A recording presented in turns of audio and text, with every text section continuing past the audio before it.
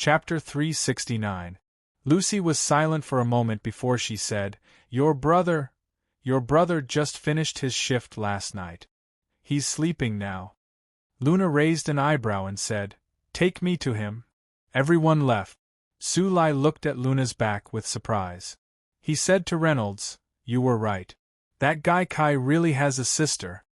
Opening the tent where Kai was staying, Kai was sleeping. His snores were deafening.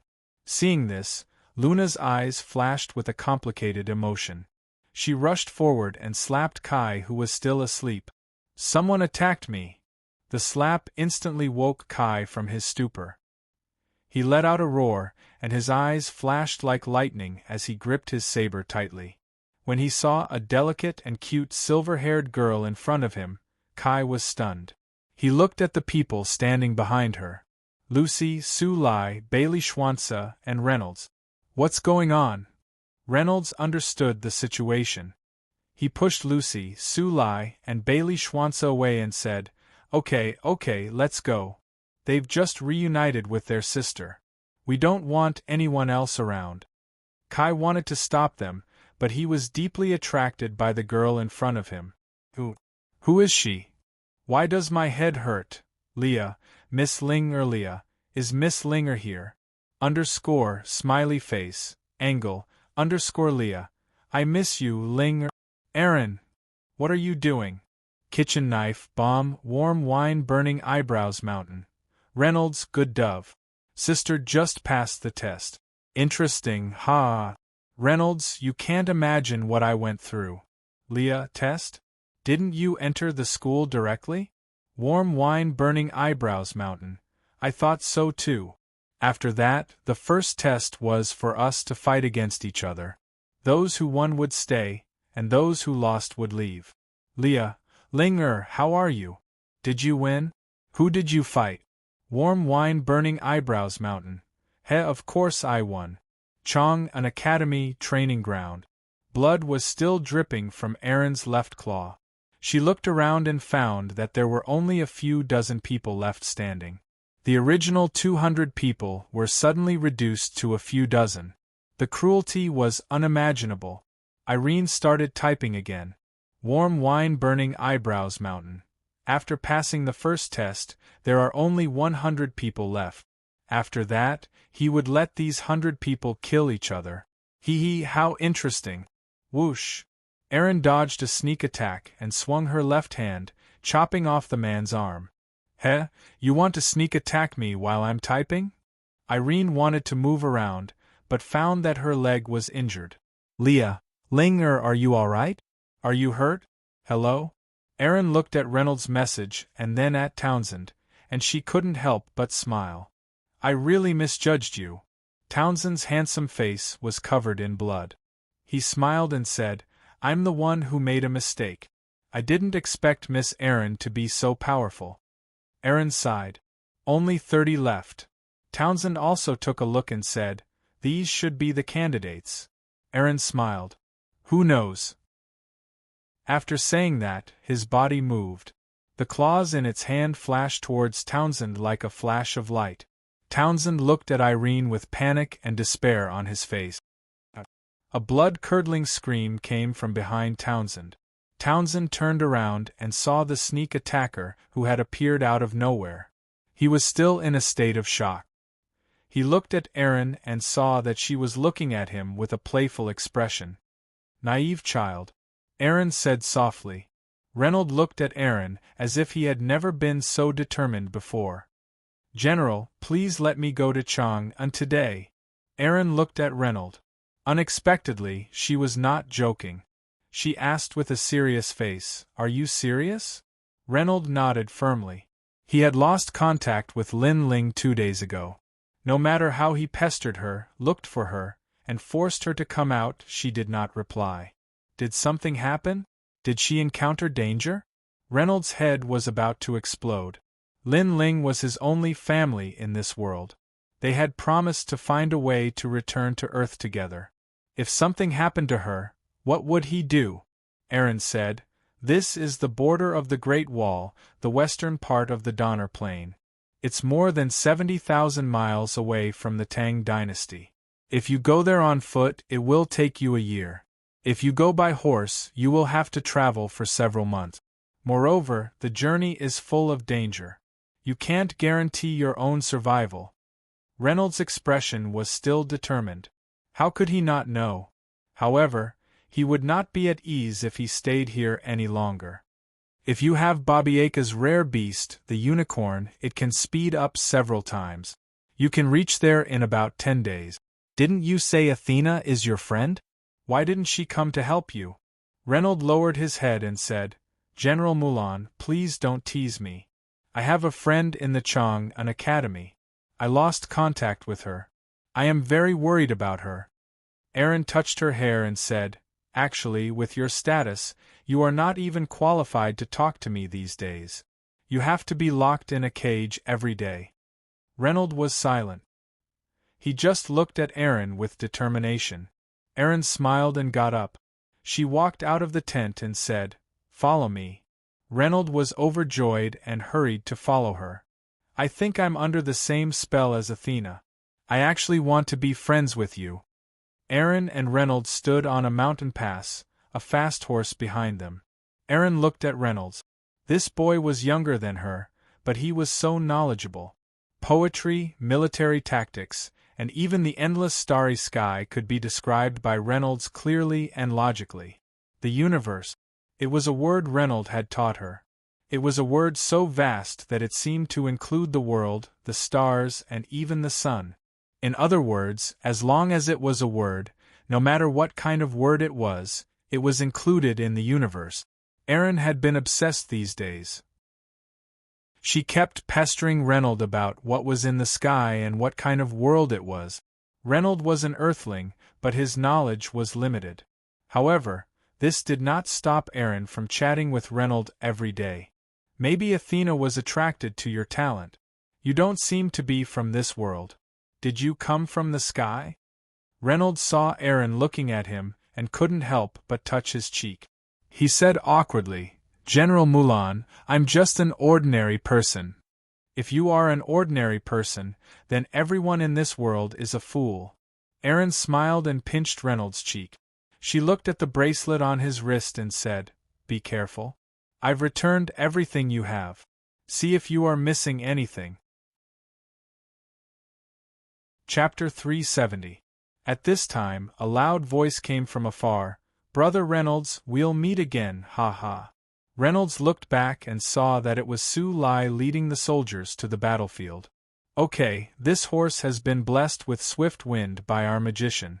It can last for about a week. Ride it and try to hurry. Aaron touched the horse and said, Try your best to live. I look forward to meeting you again in the future. Reynolds nodded and got on the horse. Have a safe journey. Aaron waved at Reynolds, who was in the distance. Reynolds waved back, and a trace of sadness appeared in his heart. No matter where he lived, he was reluctant to part with it. Whether it was the train when he first came to the king's realm, the Kalor tribe later, or the adventure with Athena later. It was unforgettable. His new journey had to continue. Reynolds silently recalled everything and couldn't help but shout, F***ck. The king's realm, Earth, and even this vast universe, he would definitely find out everything. Then, he would bring Lin Ling back to Earth.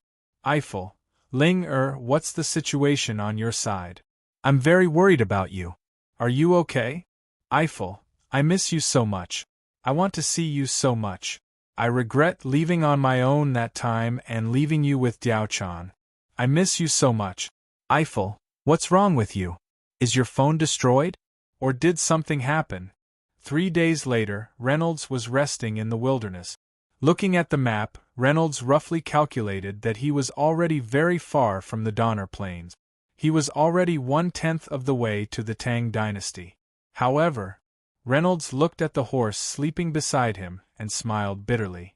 This swift wind was really deadly. Looking at the little battery left on his phone, Reynolds couldn't understand how he could still have battery and not be cut off. Could it be that this world and Earth had some kind of connection? Mysterious electromagnetic waves? Electromagnetic waves? Reynolds shook his head. This was a fantasy world. How could it be related to science fiction? He opened WeChat. Lin Ling still hadn't replied to him. Eiffel. Linger, I'm going to find you. I'm worried. I'm really worried about you. What would I do if something happened to you? Eiffel. The swift wind skill is really deadly. Even when riding on a horse, the speed is faster than my maximum speed on a motorcycle on Earth. Can you believe it? Most importantly, there was no helmet. Every time I got off the horse, my hair swelled up like a super saiyan. Eiffel. In the past, I didn't have the power to protect you. Now that I have some power, I will go to Chang an academy and continue to become stronger. I will be able to protect you behind me with a smile when you are in danger and then face the danger calmly. Eiffel. But what's going on with you? I'm going crazy. Reynolds looked at the messages he sent to Lin Ling as if he was possessed. He couldn't believe it. He didn't expect Lin Ling to be so important to him. Reynolds seemed to have an idea that he had never had before. Could it be that he had fallen for Lin Ling? Thinking of this, Reynolds blushed instantly. The most important thing at the moment was to hurry to the Chang an academy. He was quite lucky along the way. He didn't encounter any battles, nor did he encounter any monsters or beasts. However, Reynolds looked at the apocalypse bracelet on his right hand. Even if there were any monsters or beasts, they would all be in vain in front of this artifact. The sky was breaking. Reynolds looked at the map and prepared to go to the next stop. At this point, Reynolds had already ridden a horse and traveled a long distance with the swift wind skill. It was about the 8th day. He was about half the distance to the Tang dynasty. These days, Reynolds could be said to have lived in the open. It was a little exaggerated, but it was almost the same. His food was the jerky and steamed buns that Irene gave him in the Great Wall Army camp. Big bags after big bags were all placed in Reynolds's apocalypse bracelet. Although the food was good, he was a little sick of it. As for the place to stay, Reynolds was comfortable with it. He could stay anywhere. In the past few days, Reynolds had stayed by the river, in the woods, and in the wilderness. Although it was a little cold, Reynolds could use his skill to burn wood for warmth. Every day before going to bed, he would use the Yuchang sword to chop a lot of wood for warmth at night. Under normal circumstances, when Reynolds slept until the next day, there would still be scattered sparks from the bonfire. If he was unlucky, he would be woken up by the cold. Fortunately, because Reynolds's constitution was purified, he wouldn't catch a cold, nor would he be poisoned or infected with any plague. Most importantly, Reynolds didn't encounter any monsters or beasts. He didn't even see many humans. He only saw a few large caravans. They seemed to be fully armed, similar to the guards hired by rich families. It seemed that this world wasn't very peaceful. Further ahead was a small country, the Luoyue Empire. The Luoyue Empire was a subsidiary of the Tang dynasty. It could be said that if he went to the Tang dynasty through the Luoyue Empire, the rest of the journey would be halved. Reynolds's heart skipped a beat and he headed to this country. After eating jerky and steamed buns for so many days, it was time to eat something good for a change. Take a look, take a look. The Tang dynasty's most famous snack, little sugar figurines. Sugar-coated haws. Fresh big carp. Big rooster. Ready to sell. On a sunny day, the peach blossoms were like fire and willows were like smoke. Reynolds walked on the street.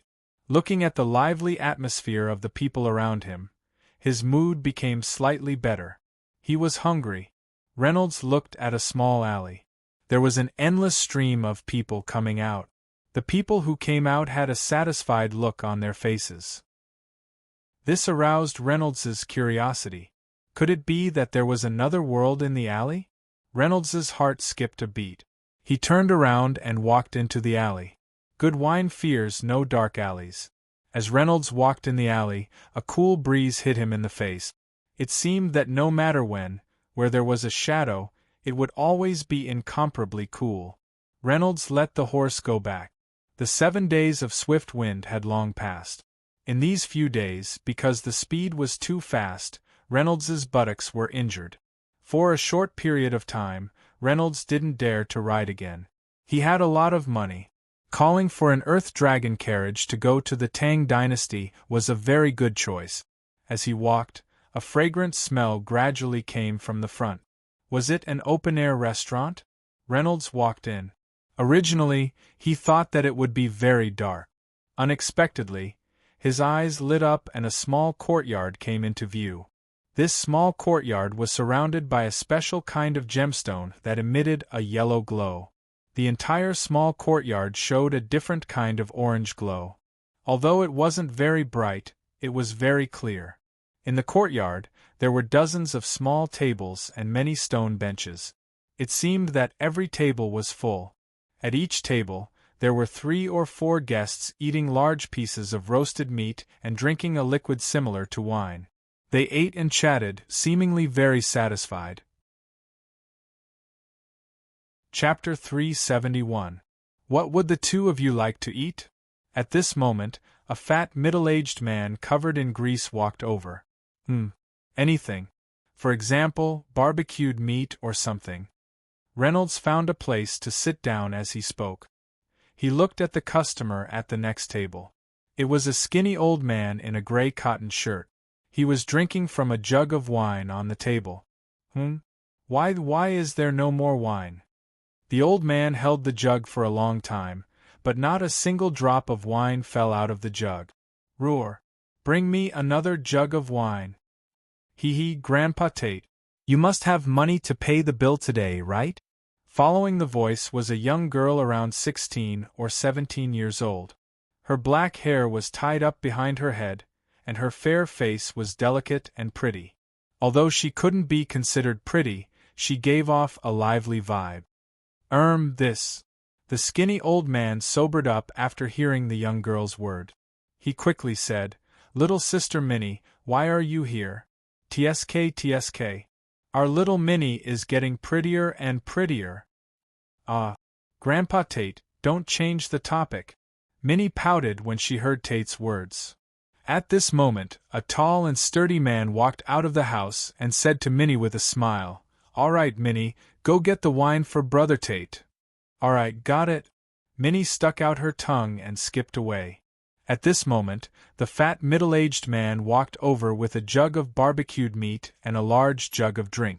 He said to Reynolds, Please enjoy. Reynolds tore off a piece of barbecued meat in one bite. It was crispy and golden, with a moderate saltiness. Reynolds hadn't eaten such fresh meat in a long time. He finished it in a few bites. Then, he gulped down a few mouthfuls of biling from the jug. Instantly, a refreshing feeling rushed into his body. Not bad. Reynolds instantly developed a good impression of this place. Reynolds, who was in a much better mood, took out his phone from his bracelet and looked at it when he saw that everyone was eating. Reynolds helplessly realized that checking his phone every day to see if Lin Ling replied to him had become a daily routine. Had he really fallen in love with Lin Ling? A sense of longing and anxiety that he had never felt before welled up in Reynolds's heart. Reynolds felt that he liked this mood. Just as Reynolds continued to gorge himself on the food, a bustling sound suddenly came from outside the door. It seemed chaotic and very unfriendly. Suddenly, many people appeared at the door. They were all equipped with weapons and armor. They came with ill intentions. Good people don't come. Reynolds inexplicably felt that those people seemed to have a murderous aura. When he took a closer look, he found that their people had already surrounded the small courtyard from inside out. Reynolds instantly entered a state of alert, looking at this sudden change in surprise. Such a group of people clearly did not come with good intentions. They rushed into the courtyard and immediately blocked the direction of the courtyard door. The diners in the courtyard were stunned. Everyone put down the food in their hands and stood up one after another. What was going on? Reynolds was prepared for the worst. He hoped that the people in front of him were not soldiers from Bobby Aka's side. It seemed that they were well equipped, which was very different from Bobby Aka's. The owner of the courtyard, A fat middle-aged uncle covered in grease hurried to greet them and said loudly, everyone, what's wrong? What's wrong? Excuse me, are you the boss here? The man with a two-handed sword on his back asked in a cold tone. Warrior, I'm the owner here. May I ask you? Sorry to disturb you. We're here just to find one person. With that, the man raised his hand and took out the long-handled sword on his back. He held it with both hands and then slammed it heavily on the ground. With a clang, the tip of the sword suddenly smashed a hole in the stone slab on the ground. The man's eyes were like lightning. He glanced around the courtyard, from the guests to the shop owners in the surrounding houses. Then he said coldly, sorry to disturb you. We don't want to cause more trouble. We won't disturb anyone who has nothing to do with tonight's matter. If you're willing to cooperate, stand aside. When it's over, you can leave after showing your identity. This small country affiliated to the Tang dynasty had never experienced such a thing. Hearing his words, there was a commotion. The middle-aged man's face changed at this time. He said in a deep voice, Do you know where this place is? This capital was established as a vassal state by the Tang dynasty, the most powerful dynasty on the continent, a long time ago. Who are you? Are you from the royal family of some country? They don't have the qualifications to investigate this place, do they? The middle-aged man heard this and smiled proudly. He took out a token and said, The Bounty Hunter Association's special badge is here. It's endorsed by the association. If you don't want to cause trouble, please don't poke your nose into other people's business. With that, the man's eyes were like an eagle's. He glanced over and his tone was very fierce. He said word by word, Sir, you've been living in seclusion here for so many years. Don't you know that there's no such thing as an impenetrable wall in this world? We've been entrusted by the Bounty Hunter Association to come here on behalf of the owner to find you. You won't be able to escape from the grudge of the past. Since you're a famous person, don't hide anymore. Just come out directly. After he finished speaking, he let out a sinister laugh and stomped his foot heavily.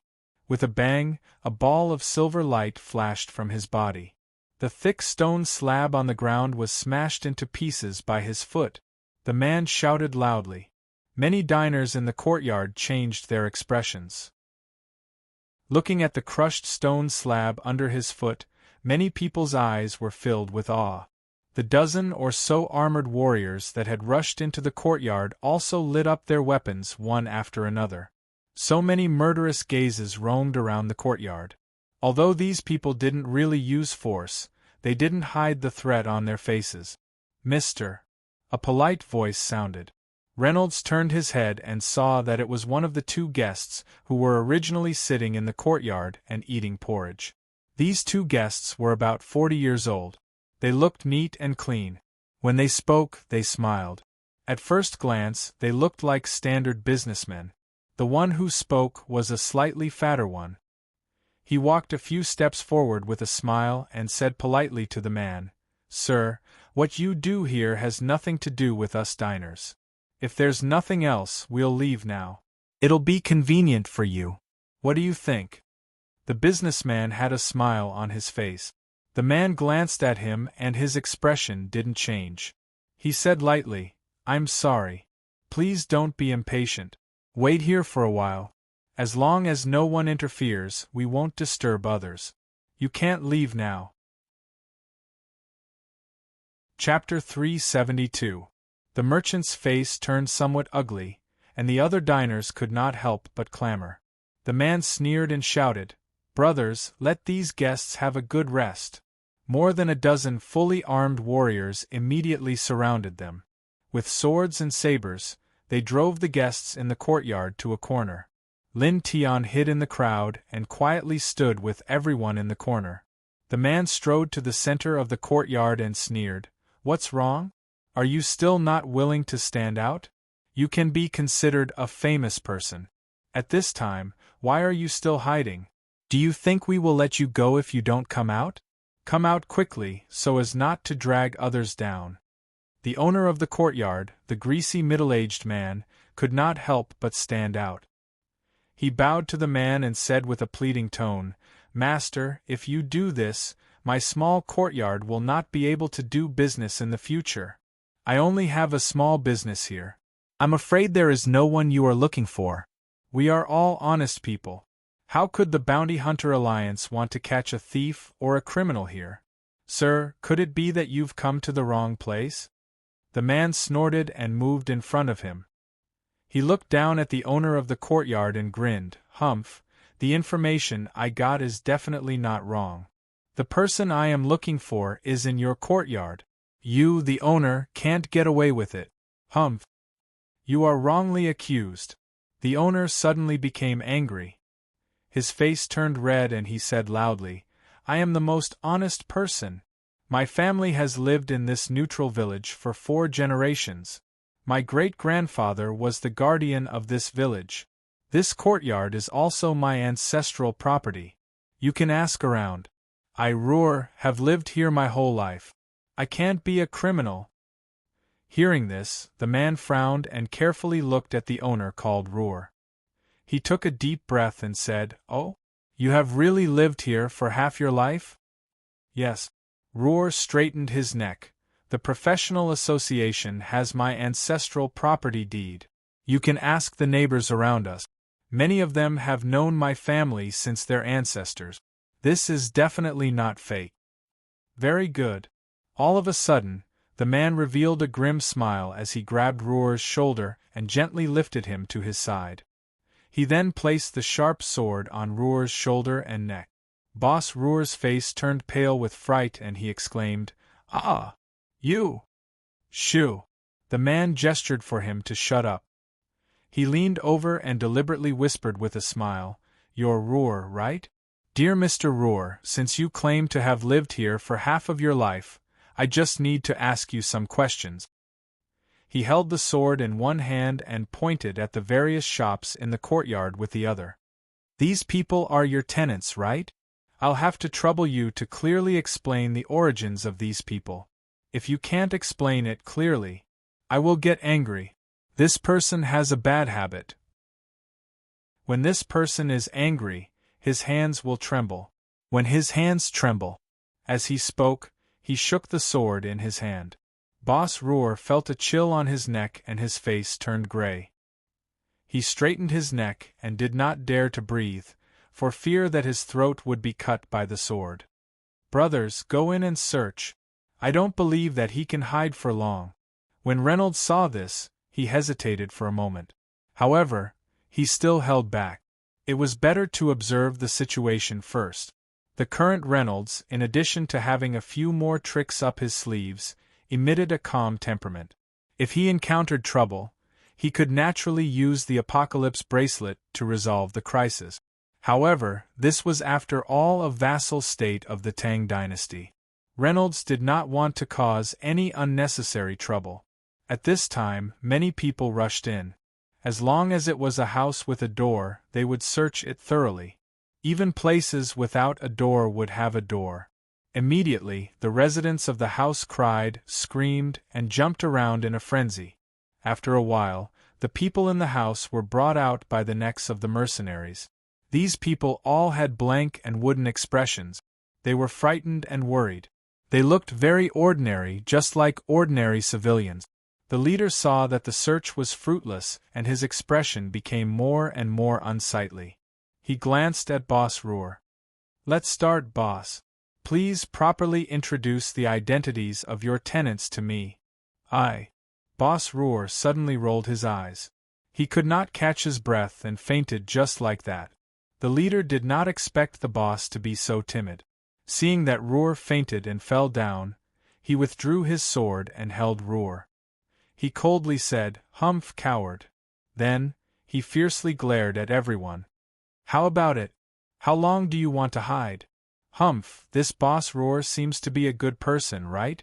He usually treats you well, right? At this moment, because of you, he is going to be unlucky. However, you don't dare to stand up. The famous person in the past is now so cowardly." As he spoke, he took a deep breath. Well, since you don't want to stand up, then I have to do something that is out of line. I will count to 10. If you still don't come out, then you are forcing me to do this. I have no choice but to burn your hiding place first. The leader had already started counting. 1, 2, 3, 7, 8, 9, 10. Oh my! Do you really want to hide until the end? Go, burn this house down for me first. As soon as the leader gave the order, a warrior carrying a torch walked towards the first barbecue stall. He grabbed the torch and was about to throw it on the wooden tables and shelves inside the house. Suddenly, a figure fiercely jumped out. With a bang, the warrior carrying the torch flew out and directly hit the courtyard wall. A part of the brick courtyard wall was directly smashed down. The warrior also fell out. The people waiting outside on the street had already exclaimed and rushed into the courtyard one after another. The leader opened his arms and blocked in front of his subordinate. He loudly said, "Wait a moment." He opened his eyes wide and looked inside. He saw a burly man with an oily face standing in front of the house. His eyes were glaring angrily, and his body was still in a kicking posture. Only when the leader of the other party glared at him did he slowly put down his foot. This burly man had a gloomy face. In his right hand, he held a long barbecue fork. Facing the leader's gaze, he gritted his teeth and the corner of his mouth revealed a trace of a sneer. "Didn't you come to find me? I am standing here now. If you have the ability, then come at me. Why do you have to make things difficult for these innocent people? Humph, these years, the Bounty Hunter Alliance's way of doing things is getting worse and worse." Chapter 373. He held his head high and puffed out his chest as he glared at the leader. He spat heavily before turning his head to look at the other shop owners in the room, then at the diners in the corner. Finally, he looked at the owner of the yard, Roar, who was lying on the ground. He bowed to everyone. Although his tone was still heroic, it finally revealed a bit of desolation. "I'm sorry, everyone. Today's matter was all because of me. That's why everyone had to suffer such a fright. AI Boss Roar is a good person. Because of me, he suffered so much. Please let me apologize to him." Lin Tian looked at him. He was the man who ordered the little girl named Minnie to pour wine for the old man. Lin Tian didn't expect him to have such skills. There were indeed crouching tigers and hidden dragons. After saying that, he laughed boldly and tore off his shirt.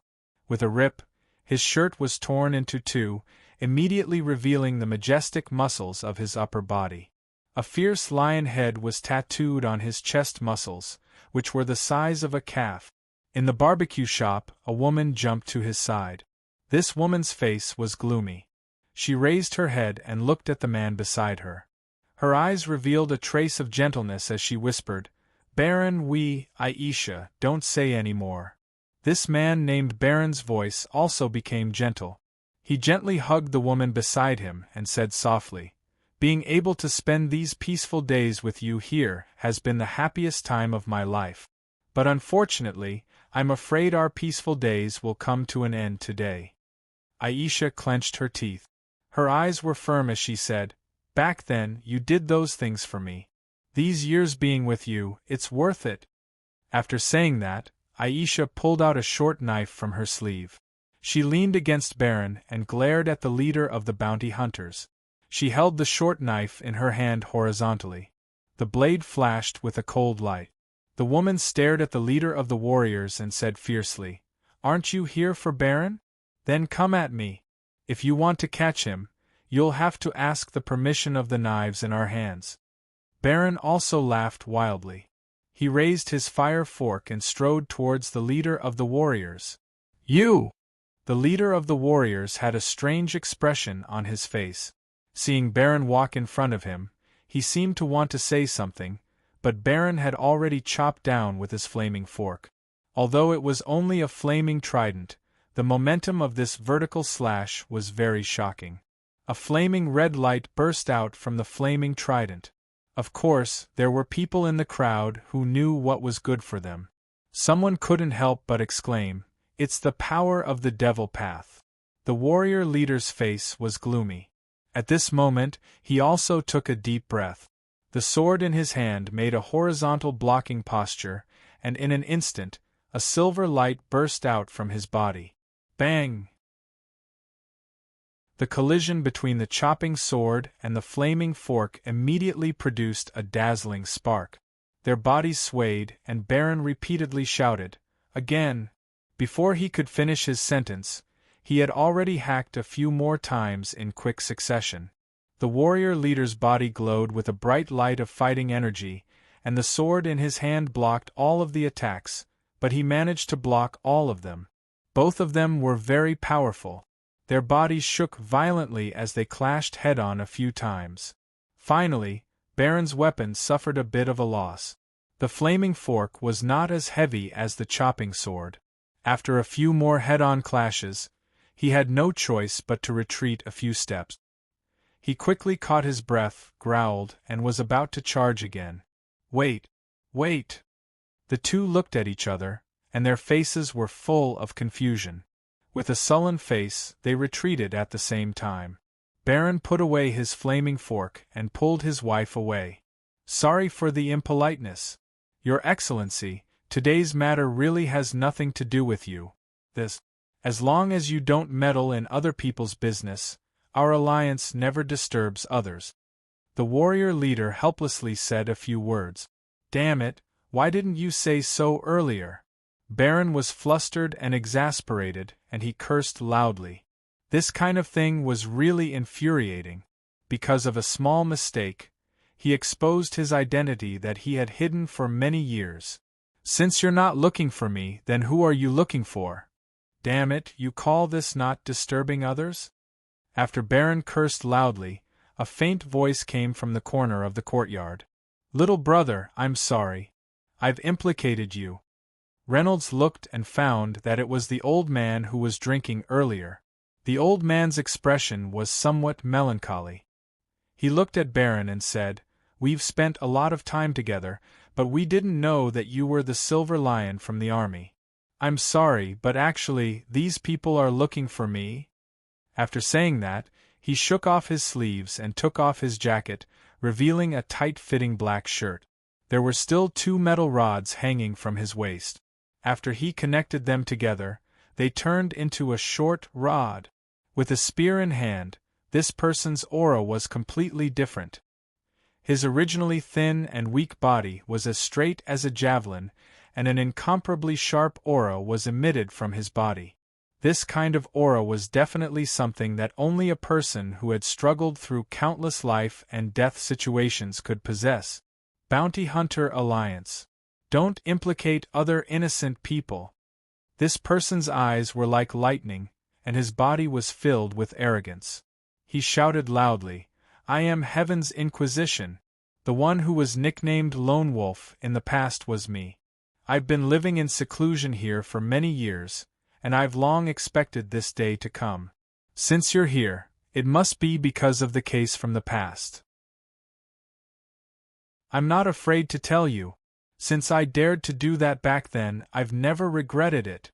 But if you want to catch me, I'm afraid you'll have to pay a price." These few words were spoken resolutely and decisively, each word powerful and resonating. The expression of the leader of the warriors became extremely unsightly. His gaze was fixed on the short spear in Heaven's Inquisition's hand. Then, he slowly placed his sword in front of him and swallowed hard. "Heaven's Inquisition? Your Heaven's Inquisition?" "That's right, I am." The warrior leader took a deep breath and said, "Babika Godly Spear. You were once the #1 Godly Spear General of the Babika Kingdom. You once served the military and went deep into the Beastmen Alliance to investigate military matters. In the past, you also made a great contribution by burning the Beastmen Alliance's granary. But later on, you were hired by the royal family to escort a caravan of goods into the Beastmen's territory for trade. In the end, it was revealed that you killed the people in the caravan, took the goods, and disappeared. The kingdom of Babika put you on the wanted list for many years, But you never showed up. Am I right? That's right. That's what I did. Heaven's Inquisition held his head high and shouted loudly, but that so-called killing each other is bullshit. I, Heaven's Inquisition, have always done things with a clear conscience. Chapter 374. Back then, when I was tasked to escort the caravan, I found out that the royal family of Babica had violated the law and sold prohibited weapons and armor to the orcs. I, Heaven's Inquisition, have served my kingdom for many years. How could I ignore such a matter? In a fit of anger, I killed those traitorous B***stards. However, the royal family of Babica was a powerful figure in the kingdom. Whether it was right or wrong, it was up to the mouths of those old nobles. People like me had nowhere to redress the injustice, so I simply left. After he finished speaking, his face was full of heroic spirit, which made Reynolds and the others feel even more impressed. Suddenly, "Good man!" There was a burst of cheers, but the one who let out this praise was none other than the leader of the warriors. This guy stared at Heaven's Inquisition and said loudly, "Your Excellency Heaven's Inquisition, I have heard of your deeds in the past. You went hundreds of miles into the Orc Kingdom and burned their granary. This is even more satisfying. I believe in your character. You're definitely not a greedy thief." "Thank you very much." Heaven's Inquisition's expression did not change. He said lightly, "All right, I have said what I wanted to say. I know your rules. Since you are here to capture me, then do it. There is no need to be embarrassed." The leader of the warriors had a strange expression again. He took a deep breath and looked at Heaven's Inquisition, who was holding a short stick. He spread out his hands and said, "That? Mr. Heaven's Inquisition, I admire your character. However, the person I'm looking for this time isn't you." Heaven's Inquisition. The muscles on their faces twitched. No one knew what they were thinking at this moment. However, Reynolds knew that Heaven's Inquisition was probably vomiting blood from anger. Ha! Reynolds had never seen such an interesting thing. He could not help but chuckle. He decided to continue watching the show. You. Heaven's Inquisition was so angry that he almost vomited blood. He squeezed out a sentence from his throat and said, "Then who are you looking for?" "They are here to look for me." Lightly, a figure flew out of the house and landed beside Heaven's Inquisition. This old woman's face was full of wrinkles, and she was wearing a black robe. At this moment, a broken wooden stick had appeared in her hand out of nowhere. The old woman's eyes were filled with sorrow as she let out a long sigh. Her voice was filled with the desolation of the vicissitudes of time.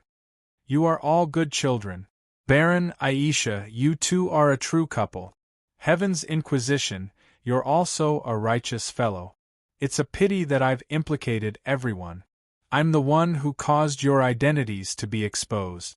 As the old woman spoke, she flicked her wrist gently. The wooden stick in his hand suddenly had a layer of fine wood shavings falling down. In the blink of an eye, she peeled off a layer of wood shavings. How was the stick in her hand still a wooden stick? Clearly, it was a magic wand. At this moment, everyone present, including Baron, Baby Ka, Inquisitive Heaven, and the leader of the warriors, had a huge change in expression. Wand. This old woman was actually a Devil Dao master. You are? The woman named Baron, Isha, looked at the old woman with a shocked expression. She couldn't help but tremble as she said, "You, good child." The old woman smiled gently. There was a trace of benevolence in her smile. "I'm very sorry. I've hidden it from you all for so many years. Actually, I've never told you my real name because it's a bit unpleasant to hear.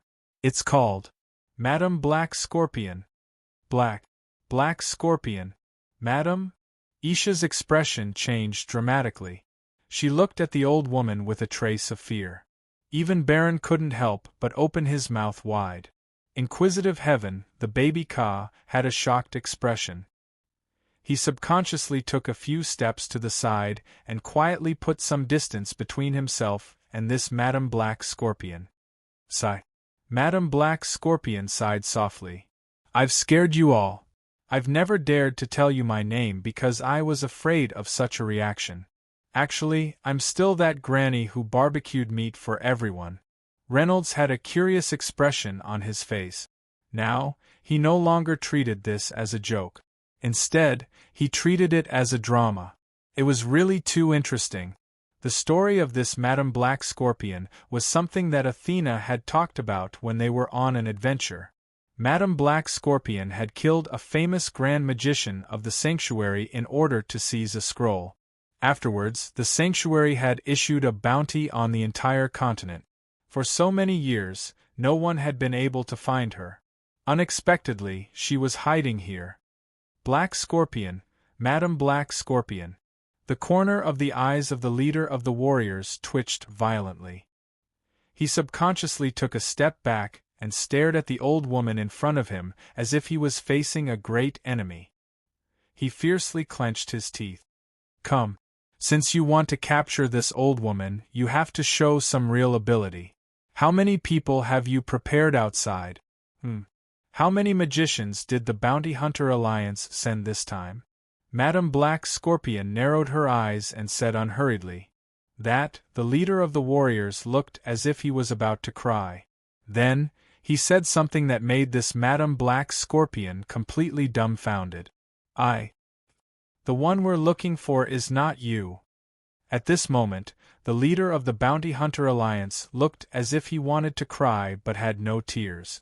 Although he was still holding his sword tightly in his hand, looking at the 3 big fish that had jumped out of the courtyard one after another. My God, I've been a bounty hunter for half my life, but I've never encountered a situation like today. Surprise? Shock? Terror? At this moment, the most difficult thing for the leader of the Bounty Hunter Alliance was that, after today's disturbance, these big fish had been accidentally forced out. This was equivalent to ruining their hidden identities. Whether it was Silver Lion, Heaven's Inquisition, or this Madame Black Scorpion, they were all well-known figures. Any one of them had a large bounty hanging above their heads. They had at least a dozen bounties on their heads. They had hidden their identities and lived here in seclusion for so long. In the end, they had been brought here to cause a ruckus. Now that their identities had been exposed, these people would definitely have to quickly flee and change their location. They would also have to prepare to deal with the enemies and pursuers that would follow after the news spread. This kind of matter was definitely not something that could be brushed off by saying sorry, it's a misunderstanding. At the very least, the leader of the Bounty Hunter Alliance put himself in their shoes. If he was in their shoes and his identity was exposed by a group of unrelated people, he would definitely not be able to take this lying down. He would even have the heart to kill someone. One Silver Lion Baron was enough to be on par with him. With the addition of the more outstanding Babika Spear God and Madame Black Scorpion, who had outstanding magic power.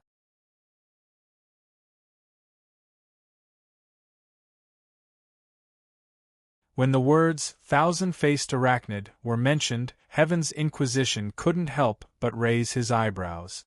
Even the Silver Lion Baron and his wife's expressions changed slightly. Only Madame Black Scorpion chuckled coldly. Thousand-faced spider? I've heard of this name before. For such a guy, all of us were dragged into this mess. Hey! Hee. Silver Lion Baron was a hot-tempered person. Otherwise, he would not have killed someone in a fit of rage. At this moment, his heart was filled with anger. He glared at Alexander and shouted, "You're such a mess. Since you're here to look for the thousand-faced spider, why didn't you make it clear when you walked in? Instead, you made me think. At this moment, Alexander's forehead was covered in cold sweat. He really didn't want to say it, but when he saw Madame Black Scorpion's cold gaze, he could only hurriedly explain.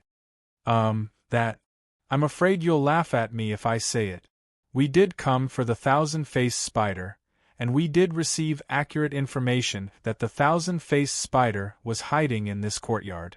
But, his face stiffened, but he still braced himself and continued, but we still couldn't confirm the identity of the thousand-faced spider. This person is extremely cruel and cunning. His skills are ruthless. Aside from his powerful martial arts, he is also proficient in using poison. He also has a godlike disguise ability, which is why he is called the thousand-faced spider.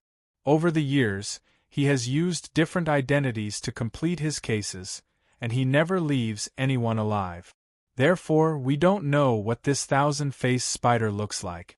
We can't even confirm whether this person is male or female, old or young. The only clue is that every time this person finishes a case, he will leave behind a unique spider mark. The rest is Motherf ****. The irascible Baron couldn't help but spit out. Madame Black Scorpion sneered and spoke slowly, thousand-faced arachnid. I don't care about its identity. It's just that because of this little thing, you've lured us out. No matter what, we can't just let this matter go like this. You said that this little spider is in this courtyard? Since none of us are, then, could it be her? Everyone looked at the little girl called Minnie. Surrounded by everyone's gazes, Minnie was like a withered leaf on a tree in the wind. She couldn't even stand steadily. Could she be the thousand-faced spider? Her originally delicate and pretty face was now incomparably pale. Her eyes were filled with tears as she looked at everything in horror, as if she could cry at any time. At this moment, Minnie seemed to have understood something. She hurriedly waved her hands and said, "No, it's not me. It's not me." Looking at everyone's doubtful gazes, she was on the verge of crying. At this moment, she was extremely frightened. "Don't look at me like that. I'm just a wine cellar." Minnie trembled with fear as she walked to Madame Black Scorpion's side. She cried, "Granny, I'm really not the thousand-faced spider." "Good child, I believe you." Madame Black Scorpion had a kind smile on her face. She used her hand to touch Minnie's little face and turned to Alexander. "I've already tested her just now. This child's body doesn't have the slightest bit of magic fluctuation. I can conclude that she's not a magician." Madame Black Scorpion then said to Baron and Heaven's Inquisition, "I'll be the judge of magic, but I'm not good at martial arts. You two are the experts, so take a look yourselves."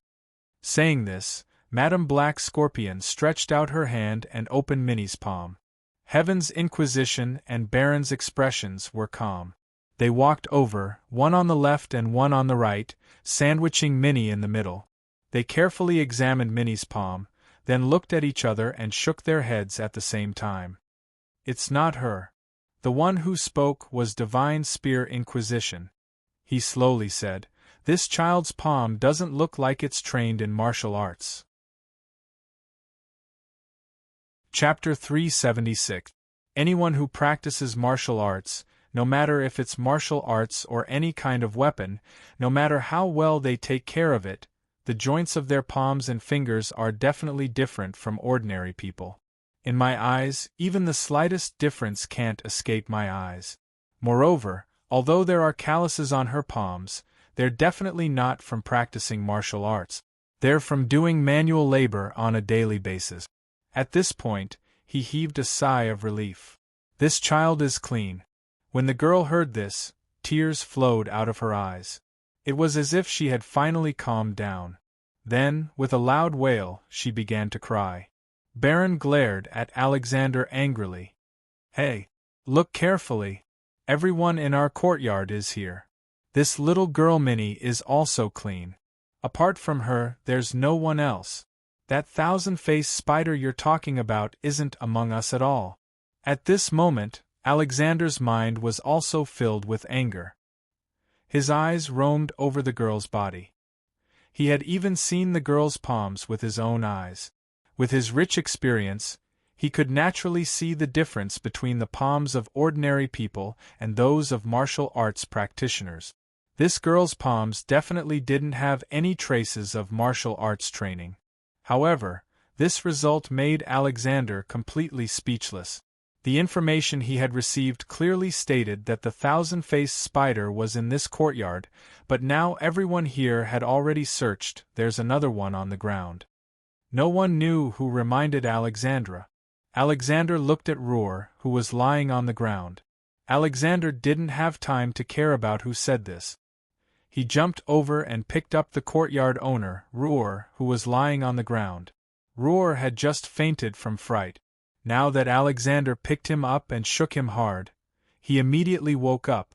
Alexander grabbed him, as if he had found a treasure. He carefully looked him up and down, and even looked at his palms again and again.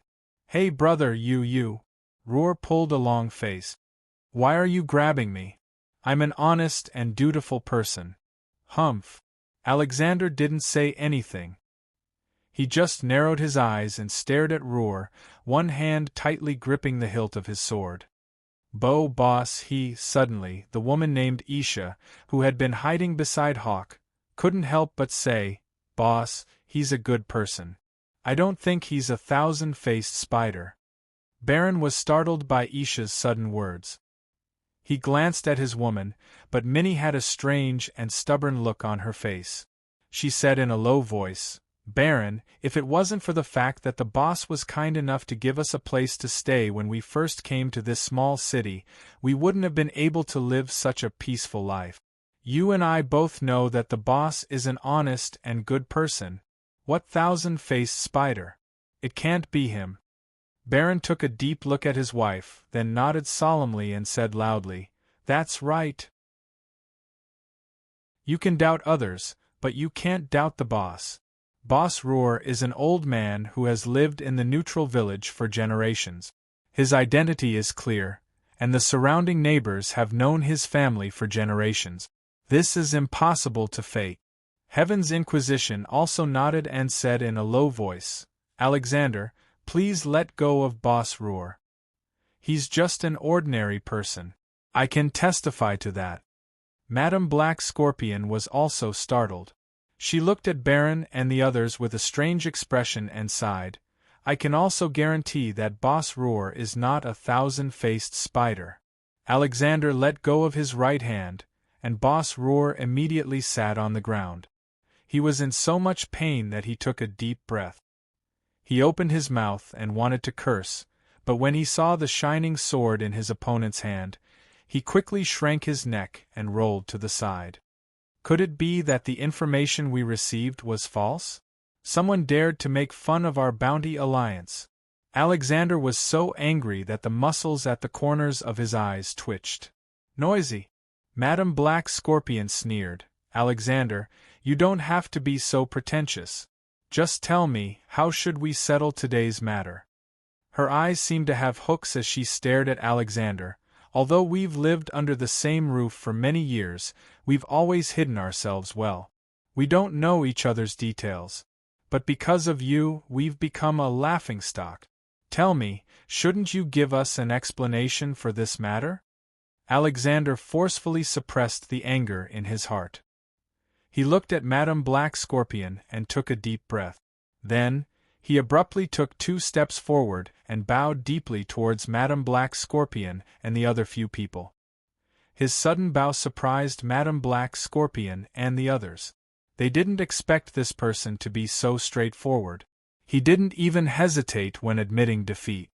"No matter what, I, Alexander, was the one who led my men in today's matter. I am also the one who broke the rules by disturbing your seclusion," Alexander slowly said. "I would like to express my deepest apologies." Speaking up to here, he suddenly changed the topic and quickly said, "Of course, everyone here is a clear-minded person. I'm afraid that today's matter will bring a lot of trouble to everyone. My simple apology is really not worth much, and it really can't make up for anything.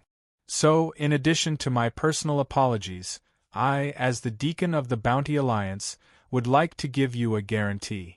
With my reputation as a guarantee, I will ask the Alliance to pass a resolution after I return. Within a year, the Bounty Alliance will refuse any commissions that target you. My Bounty Alliance will refuse to accept any commissions that target you. The time limit is 1 year. I think this can be considered as a show of sincerity on behalf of the Bounty Alliance for the trouble we have caused you. We will not accept any commissions within a year. This proposal made them quite satisfied, especially Baron and Heaven's Inquisition. Their eyes lit up at the same time. The Bounty Hunter Alliance was the largest tracking organization in the King's realm. They specialized in capturing all kinds of fugitives. It was even more of a headache than the government's pursuit. If the Bounty Hunter Alliance could guarantee that they would not accept any commissions to pursue him within a year, it would undoubtedly reduce a lot of pressure on him. Especially now that his identity had been exposed. The next period of time would be the most important period for him to escape. If the number one tracking organization, the Bounty Alliance, was willing to stay out of this matter, it would undoubtedly be extremely beneficial to him. The two men looked at each other and nodded slightly. Then, the two men looked at Madame Black Scorpion again. The old woman's expression was indifferent, as if there was no trace of joy. She shook her head and said, "This old woman doesn't care about these things. The Bounty Hunter Alliance has never looked for me. It was the Magicians' Guild that looked for me. I don't care whether you come or not, but, since you are willing to say and do this, it is a good thing for me, a barbecue and wine cellar. Then, today's matter." Chapter 377. At this point, Madame Black Scorpion waved her hand and no longer spoke. Instead, she leisurely walked back to her porridge shop and slowly closed the door with both hands. She then disappeared. In the courtyard, Alexander let out a long sigh of relief. The sweat on his forehead finally stopped dripping. He wiped his head and looked at Baron and Heaven's Inquisition.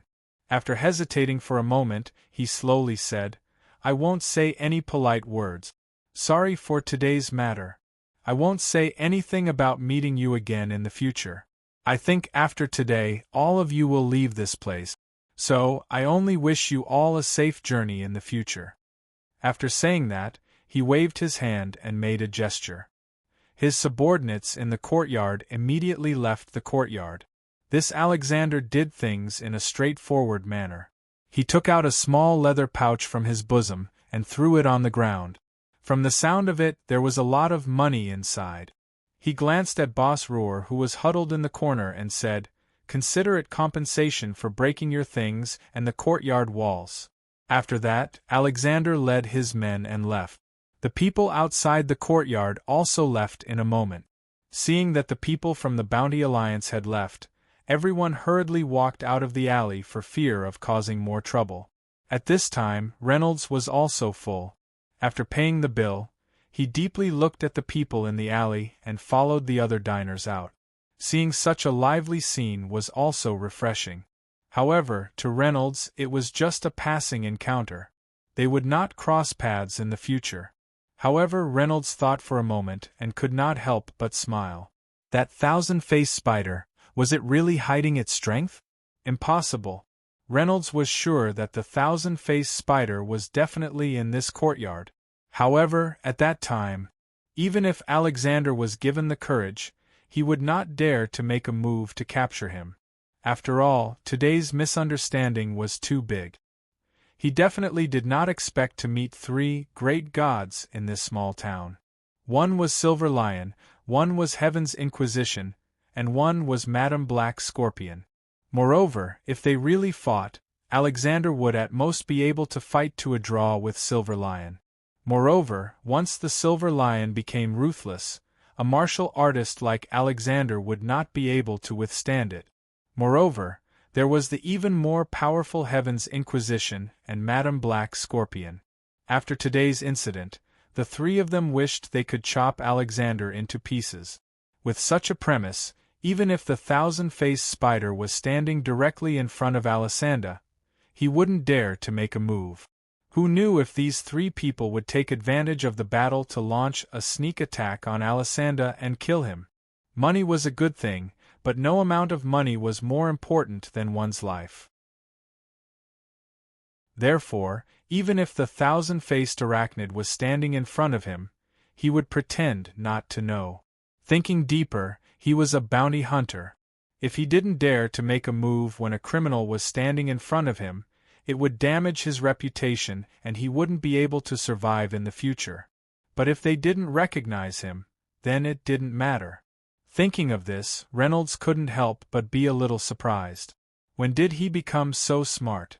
It seemed that after coming to the realm of kings for a few months, his state of mind had undergone a perfect sublimation. Shaking his head, Reynolds stopped thinking about it. He took out the map and looked at it. There was a pier at the border of the Moonfall Empire, and it was the only route from the Moonfall Empire to the Great Tang Dynasty. Waterways? With a thought, Reynolds set off toward the Empire's borders.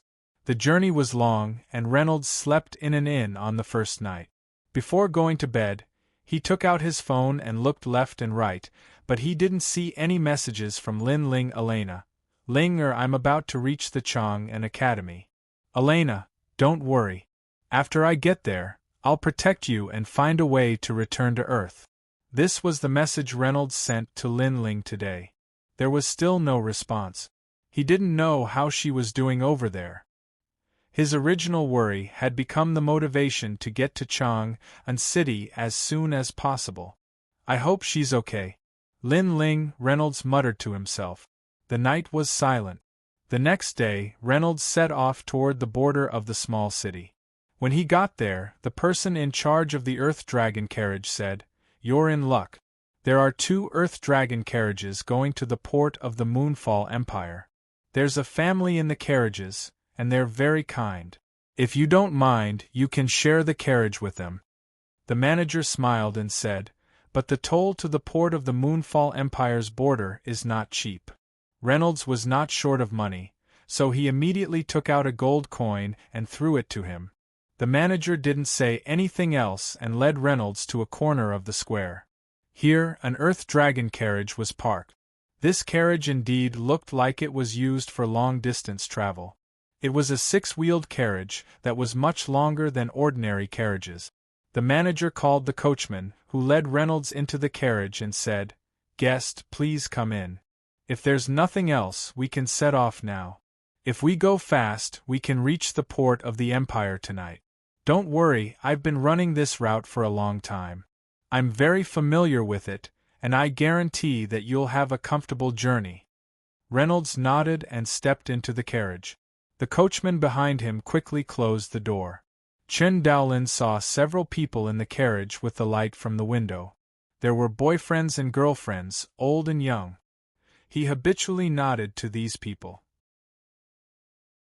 When he was about to close his eyes to rest, he suddenly opened his eyes quickly and stared at these people blankly. There were 6 guests in the carriage. A tall and sturdy man with his shirt open revealed a lion head tattoo on his chest. Beside him was a beautiful woman in her 30s. A skinny man with a sad face was sitting in the corner. His clothes were dirty. Beside him was a middle-aged man with a head as messy as a chicken's nest. On the seat closest to Reynolds there were 2 women, one old and one young. One of them was a young girl with a round face and freckles on her cheek. The other was an old woman with a face full of wrinkles. The old woman was even holding a paper bag of boiled beans in her hands. She was slowly throwing the beans into her mouth, chewing and tasting them carefully. Her turbid eyes were squinting as she quietly sized up Reynolds. Reynolds broke out in a cold sweat. In this small carriage, the so-called family was the Silver Lion couple, the Divine Spear Barbie, Asking Heaven, the yard owner, Ruer the waitress, Minnie, and Madame Black Scorpion. If Reynolds had to use words to describe his current mood, it would be, he wanted to curse out loud. Son of a bitch. Reynolds's mind was in a bit of a daze and he forced out a few dry laughs. His first reaction was to turn around and run out of the door. However, the carriage's wheels were slowly rolling. Chapter 378. Reynolds's smile became more and more unsightly. Then, he could only sigh. On the other hand, Madame Black Scorpion had already bent over and gently extended her skinny hand covered with age spots. The old woman's eyes looked at Reynolds's body and said with a smile, "You look very familiar." "That? I don't look familiar, I don't look familiar." Reynolds rubbed his forehead uncomfortably. "I've never seen you all before, and I definitely don't know you. How could that be?" Madame Black Scorpion's smiling appearance was very benevolent. "I remember that you bought a large piece of roasted meat from our courtyard last night." Reynolds sighed and pulled the corners of his mouth, but he couldn't say a word. "Little guy, you don't look right." Madame Black Scorpion sighed softly. "Don't tell me you don't feel well somewhere? Alas, you youngsters should take good care of your bodies. Don't be like this old woman. You only know how to handle things at this age." Reynolds couldn't even smile. "Since you're here, sit down." The one who spoke was the courtyard owner, Roar, with his messy hair. This guy's smiling appearance made him look like an amiable businessman. But at this moment, his eyes flashed with a kind of light that made Reynolds feel indescribably cold. "I also remember you. You were one of the guests in my courtyard last night," Roar said indifferently. Renaud smiled bitterly and said, "Everyone? Can I let what happened just now never happen? Can I pretend that I didn't meet you and that you didn't see me? I'll get off now and we'll pretend that we didn't meet, okay?" The fellows looked at one another, and at last sighed at the same time. Roar glanced at Reynolds with pity in his eyes and asked, "What do you think?" Madame Black Scorpion laughed mischievously. Her other hand touched Reynolds's forehead between his eyebrows at lightning speed. Before Reynolds could react, he suddenly felt his whole body stiffen and fell down with a plop. Reynolds turned pale with fright. He had miscalculated. If he had known earlier, he would have used the Apocalypse bracelet to escape. Now that he was being held hostage by them, he didn't know what would happen. Roar looked at Renaud and grinned. His eyes emitted a strange light, which made Renaud feel scared. Reynolds lay there. He didn't know what spell Madame Black Scorpion had cast on him, but his body was so stiff that he didn't feel anything. He only looked at the people in the carriage, and his heart grew more and more anxious. Boss Roar. Is he really a thousand-faced spider? But what was the background of that girl who was selling soy sauce? This group of people encountering this group of people was truly unlucky. Just as Reynolds's spiritual consciousness was trying to activate the Apocalypse bracelet, Spirit Spear Townsend spoke up. He said coldly, "Roar, you'd better put away your disgusting thoughts. I hate your taste the most. Don't make everyone unhappy." As he spoke, he turned his head and stared at Roar with eyes as sharp as a knife. His originally sad face was fixed on Roar. His taste? The corner of Reynolds's mouth twitched. Could it be that this Roar was also a... It turned out that the boss of this courtyard had quietly moved a little closer to Reynolds. His eyes were darting up and down, and his eyebrows were furtive. One of his hands, in particular, had almost touched Reynolds's calf. Reynolds resisted the urge to vomit and looked at Roar. Hearing this, Roar embarrassedly withdrew his hand and snorted, "Mr. Townsend, why do you?" "I just can't stand it," Townsend said indifferently. "I think Mr. Barron should also have the same idea as me." As expected, there was a trace of anger between Barron's eyebrows. In the past, he had killed someone because his wife had almost been forced. Although the delicate and pretty youngster in front of him was a man, Barron still subconsciously resisted this kind of thing. Seeing that Townsend and Barron were both dissatisfied, Roar spread his hands and said, "Forget it." He returned to his seat. Madame Black Scorpion said indifferently, "Mr. Roar, we've known each other for many years. Since we're on the road together, it's best to avoid causing trouble." After a pause, she said with a smile, "I think this young man is quite pleasing to the eye. I'll plead on his behalf.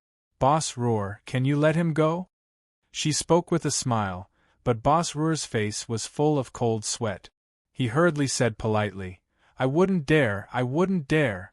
Since Madame Black Scorpion has spoken, how would I dare to say no? Reynolds's face turned ashen when he saw this. However, he couldn't move his body and couldn't even speak. He could only look at Boss Roar with a trace of gloominess in his eyes. Why didn't he decisively use the Apocalypse bracelet in the beginning? Now that he was under some kind of spell, he couldn't even move. It seemed that he was still too young. He had already been in this world for a few months. Even so, his mind was still not meticulous enough, and his methods were still not ruthless enough. If he had the opportunity to move later, he would definitely open the Netherworld path without hesitation and suck them in to accompany those Beastmen soldiers. The dragon carriage went west all the way, only stopping 2 or 3 times to rest along the way. Although Reynolds wanted to look for an opportunity to escape, he couldn't find an opportunity because he was imprisoned. Most importantly, his divine sense was also imprisoned, so he couldn't open the Netherworld path in the bracelet. In this way, Reynolds heard Townsend and the coachman talking in the afternoon. He heard the coachman talk about the distance. They would arrive at the Fallen Moon Empire's port around nightfall. In the evening, they weren't far from the port. The coachman had already informed everyone that they would be able to see the port in a few dozen miles. The dragon carriage passed through a forest that wasn't dense, and went around the edge of the forest. At this moment, a burst of urgent whistling suddenly came from the forest. A low growl was heard, and several shadows jumped out of the forest. A sturdy bear soldier jumped out of the forest. With a fierce pounce, the earth dragon let out a frightened and sorrowful cry. It immediately raised its front claws, almost flipping the dragon carriage over. That bear soldier had already bitten the earth dragon's neck, and its huge body forcibly pushed the dragon down. The earth dragon cried out and struggled, but it was firmly pressed down and couldn't move. Blood sprayed all over the ground, and it quickly lost its strength. The other earth dragon pulling the carriage was already trembling in fear. It let out a sorrowful cry, and almost broke free of the reins. After all, earth dragons were docile magic beasts. The coachman was also frightened and shouted with all his might. However, this frightened earth dragon kept struggling, and its body crashed into the carriage, immediately knocking the carriage open. At this moment, another bear soldier had already pounced on the earth dragon from behind. Its claws easily pierced the earth dragon's abdomen, and it opened its mouth to bite the earth dragon's neck. Chapter 379. The coachman's reaction was also dissatisfied. After all, he was a veteran and had already pulled out a knife from under his seat. Unfortunately, before he could jump off the dragon carriage, a figure had already jumped over and landed on the roof of the carriage. With a cold light, the coachman's head flew into the sky.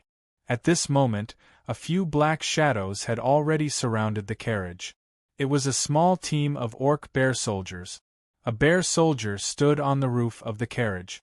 It was the one who had just cut off the coachman's head with a sword. He raised his blood-dripping sword and roared, then jumped off the carriage. Several bear tribe soldiers came over and surrounded the carriage. These bear tribe soldiers were clearly experienced.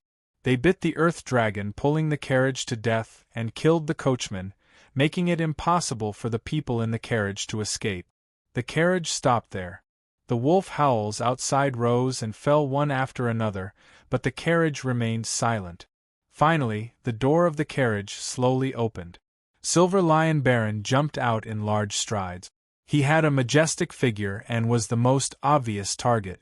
As soon as he came out, a bear soldier closest to the carriage became vigilant and growled at him. Baron didn't even look at him. He just reached out and helped his woman, Isha, out of the carriage. He held a long saber in his hand. Facing the bear soldiers around him, his expression was indifferent, without the slightest bit of nervousness or fear. Afterward, Townsend came out of the carriage. He still had a distressed look on his face, but he was carrying a short stick on his shoulder. After walking out and looking at the bear soldiers around him, Townsend frowned and said, Boss Roar, didn't you say that this road is very safe? How did we meet these troublesome fellows? Boss Roar came out of the carriage with a helpless expression. You can't blame me for this, right? This road is usually very safe. How could I have thought that these Orc Alliance fellows would ambush here? He looked at these bear soldiers and frowned. The Fallen Moon Empire is a vassal state of the Tang dynasty. The Orc Alliance dares to have designs on the Tang dynasty's territory? How far has the war developed? Madame Black Scorpion's voice came from the carriage. Why do you care so much? The coachman is dead and the mounts are gone. We have to walk anyway. Hurry up and kill these beasts. Leave a few bear beasts to pull the carriage. Baron laughed and didn't waste any more words. He raised his saber and pounced at the bear soldier closest to him. Although he was tall and burly, his movements were swift and fierce. His figure was like a beast pouncing on its prey, and his aura was astonishing. In an instant, he arrived in front of the bear soldier. As he waved his saber, a silver flame flickered on the blade. The bear tribe soldier was innately valiant, so there was no reason for him to retreat. He brandished his sword and charged forward, but with a clang, his sword broke under Baron's saber. Following that, the saber slashed down. Before the bear tribe soldier could even cry out, his sword broke, and he spat out blood and retreated. Baron's strength was astonishing. With one slash, the bear soldier was actually hacked to the point of vomiting blood. His sudden and astonishing attack left the other bear tribe soldiers unable to react in time. Baron, however, did not hesitate to take a large step forward and swing his saber at another bear tribe soldier. This time, the bear tribe soldiers finally reacted. With a few low growls, several swords pierced over at the same time. Baron laughed wildly. His body's silver flame flared, and his saber recovered like a whirlwind. With a few crisp sounds, the swords in the bear tribe soldiers' hands broke one after another. Silver fighting aura flickered and blood sprayed out. In just one move, several more bear tribe soldiers spat out blood and were forced to retreat. Just a bunch of beasts. Baron laughed madly. At this moment, a whistle sounded, and the bear tribe soldiers immediately scattered, making a path. A tall bear tribe soldier suddenly pounced forward. This bear tribe soldier was very strange. He was much taller than the average soldier. He rushed in front of Baron and sneered. With a long sword in his hand, he ruthlessly stabbed at Baron's throat. At first, Baron only laughed wildly and directly swung his saber. But when he swung his saber, he did not break the opponent's sword as he had expected. Just as he was stunned, he suddenly felt a cold air in front of him. He saw that the opponent's sword was already in front of him. Baron was shocked. He couldn't care less about his face and immediately fell backward. The sword that was like a venomous snake almost pierced through his nose. Baron's large body almost broke his waist this time. He didn't wait for his body to fall to the ground. He slapped the ground with his palm and bounced up again. The saber in his hand slashed fiercely at his opponent's waist. Unfortunately, when the saber fell, the bear tribe soldier slashed back with his sword. Ding! With a crisp sound, a piece of metal flew into the sky. But the one who let out the final groan was Baron. Thud! That piece of metal fell to the ground. It was half of the blade. Looking at the saber in Baron's hand, only half of the blade was left. Baron's body swayed back and forth. He barely managed to stand firm after retreating a few steps. His face, which was originally red, was now completely pale. The shock in his heart was far greater than what was shown on his face. Baron was very clear on the weight of his saber strike. Just now, he had used all his strength to counterattack. He had not held back at all. The scarlet flame dochi that made him famous had also been fully utilized. In addition, when comparing the weapons of both sides, the opponent only had a sword in his hand while he had a heavy saber in his hand. Clearly, he had taken advantage of the situation. However, the opponent had only raised his saber lightly. When their weapons collided, Baron felt as though an electric current had passed through his arm. The force of the collision caused him to almost lose his grip on the saber hilt.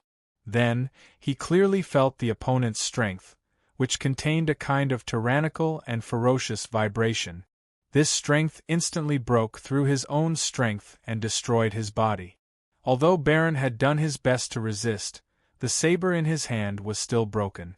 Although he had only taken a few steps back, he had actually clenched his teeth tightly. He did not dare to open his mouth and say a single word. This was because he was very clear that if he dared to open his mouth, he would immediately spit out blood. Reynolds was somewhat anxious when he heard the sounds of fighting. He had tried for a long time, but was still unable to break through the shackles and use his divine sense. After struggling for a long time, Reynolds's mental strength was depleted and he felt somewhat dizzy. In addition, Madame Black Scorpion and the sauce girl, Minnie, were beside him. For a moment, Reynolds had no choice but to give up. Minnie seemed to have noticed Reynolds's abnormality. She stretched out a small, ice-cold hand and covered Reynolds's mouth. Chapter 380. With his mouth covered by the girl's hand, Reynolds suddenly felt that he couldn't exert any strength in his body. The girl even raised her finger to make a shoo gesture. This girl who sold soy sauce last night acted delicate and innocent in the courtyard, with an ordinary and timid appearance. But now, with his mouth gently covered by her hand, a strange smile appeared on that chubby and ordinary face full of freckles. Especially when he was stared at by this gaze, Reynolds felt a chill run down his back, as if a poisonous snake had slid into his clothes. Sure enough, in this world, don't trust anyone. You just have to remember that no one is a good person. All right. Madame Black Scorpion glanced at the freckled girl. Don't scare the child. Saying this, she waved her arm, and her sleeve waved in front of Reynolds. He immediately smelled a strange sweet fragrance, and then his vision turned black, and he lost consciousness.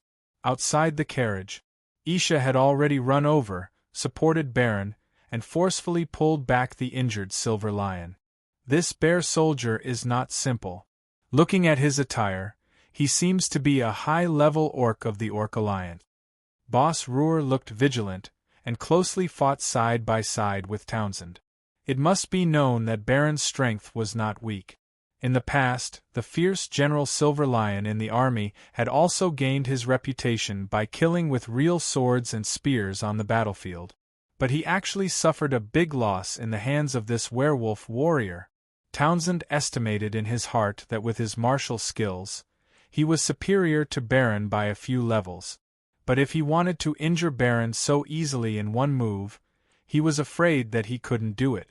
Divine Spear. Townsend took a deep breath, and slowly took down the short stick on his shoulder. He glanced at Roer. I'll deal with this bear leader. You go look at Baron. I think something is wrong with him. Saying this, Townsend slowly walked forward a few steps, and used his body to block the bear leader. The bear leader stood proudly, and suddenly raised a fist to make a gesture. Soon, the other bear soldiers who were eager to fight immediately quieted down. Where did you come from, bandits? Townsend took a deep breath and clenched the short stick. The Orc Alliance actually dares to attack the carriages of the Luoyu Empire. Could it be human? You don't have to say such boring things to me. The bear chief sneered. We are just passing bandits. Even if it is the Lionheart King's decree, it is not our business. Townsend's face was gloomy. He knew that he was in trouble. This kind of wild bandit group that was not under the control of the Orc Alliance was the most troublesome. However, what he didn't know was how these orcs managed to get into a small but powerful country like the Luoyu Empire. However, in the past, this area was already an important military area. It was very close to the fallen Moonport, and the Border Guard Cavalry Patrol had already covered this area. Therefore, even if the bandits among the orcs were to commit crimes, they would not dare to approach this area. Who would have thought that there was actually such an audacious bear tribe bandit group? However, even if you're not part of the Orc Alliance's army, you'll still be dead even if you escape after attacking the Moonfall Empire's carriage. Townsend snorted and deliberately said loudly, "When the time comes, as long as the Empire's official world arrest warrant comes, even your Orc Alliance's army will help to hunt you down and annihilate you." Townsend was indeed a veteran who had been on the battlefield for many years. He had rich experience. His words were meant to disturb the morale of these bear tribe bandits. However, he miscalculated. "Haha, ridiculous human." The bear chief's eyes were somewhat playful. "Do you humans like to do such boring things and say such boring things? Since we're here to kill you, we're not afraid of being hunted down. Instead of thinking of such little tricks to try to escape, why don't you use your true strength and fight me to your heart's content?" The bear chief raised his wrist and pointed his sword at Townsend. "If you can kill me, my men will naturally leave. If you lose, you'll be killed by me. It's such a simple truth, but you humans just don't understand it. You always like to do some boring things that you think are smart.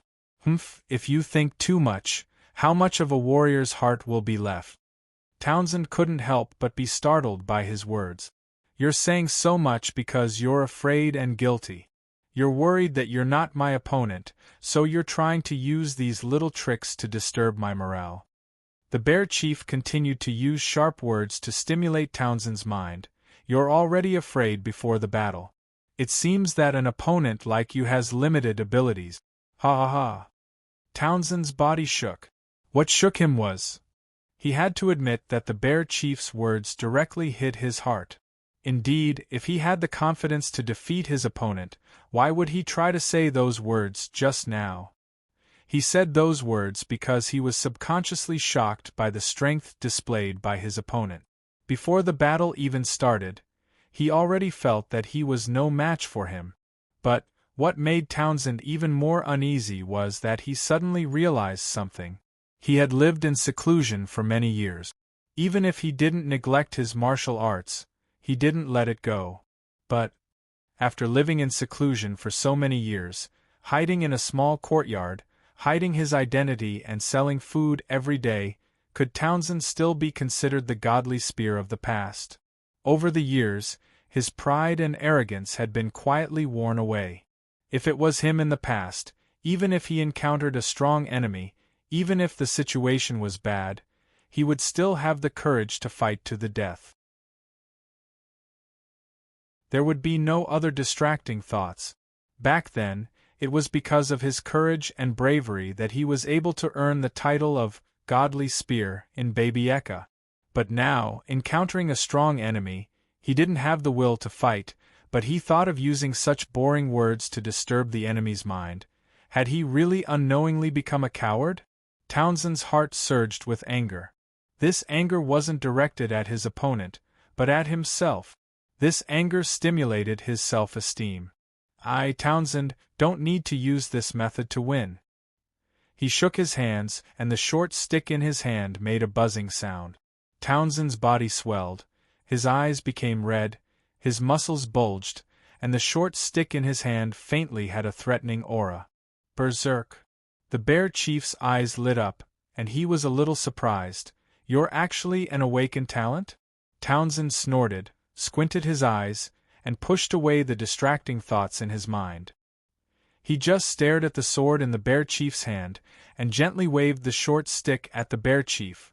"Bear, let's fight." Chapter 381. The Bearman leader licked his lips and revealed a sinister smile. Townsend took a deep breath and rushed towards the Werbear leader with large strides. Facing the incoming stick, the Bearman suddenly took 2 steps back. The short stick was already in front of the Bearman leader. Although the Bearman leader quickly retreated, the tip of the stick was already less than a foot away from his chest. Townsend's momentum was like a rainbow. His berserk aura had already spread to the short stick, and the short stick in his hand was like a torch. The Bearman leader took 2 steps back and finally waved the sword in his hand. The bear man suddenly let out a long roar, and the roar soared into the sky. He was still retreating, but the sword in his hand fell down. A faint aura appeared around him, and the tip of the sword seemed to turn into a blur in an instant. Asterisk dong dong dong dong dong ding ding ding ding ding ding. Asterisk a series of dense raindrops could be heard. The tip of the sword in the bearman leader's hand had already turned into a blur, and in an instant, it had chopped down countless times on the tip of Townsend's stick. Finally, the last sword strike landed, and Townsend's short stick was finally knocked away. The bearman leader dodged to the side and raised his long sword, but with a fierce posture, he viciously stabbed towards Townsend's ribs. At this moment, Townsend's short stick missed, and the bearman leader was already close to him. This sword was both ruthless and fast. Townsend's pupils suddenly contracted. He suddenly took a deep breath, and even his chest seemed to have suddenly swelled up. Then, he saw the sword coming towards him, and suddenly released his left hand, bending his finger towards the tip of the sword. This move was extremely risky. The tip of the sword was sharp, and if it was slightly off, the bearman leader would probably be able to cut off Townsend's hand. But Townsend's finger accurately hit the tip of the sword, and the bearman leader's expression suddenly changed. The tip of the sword was deflected a bit, and Townsend quickly dodged with large strides. The two of them had just separated when they suddenly turned around. The short stick stabbed out again, and the long sword danced. For a moment, the two of them were fiercely fighting. The short stick in Townsend's hand flew up and down, emitting a violent aura that soared to the sky like a dancing red snake. However, the bearman leader's sword chi flashed with a cold light. No matter how the short red stick struggled, the sword chi was still tightly wrapped around it. The fierce battle between the two of them had started suddenly and ended abruptly as well. While they were fighting fiercely, both of them growled at the same time. Clang!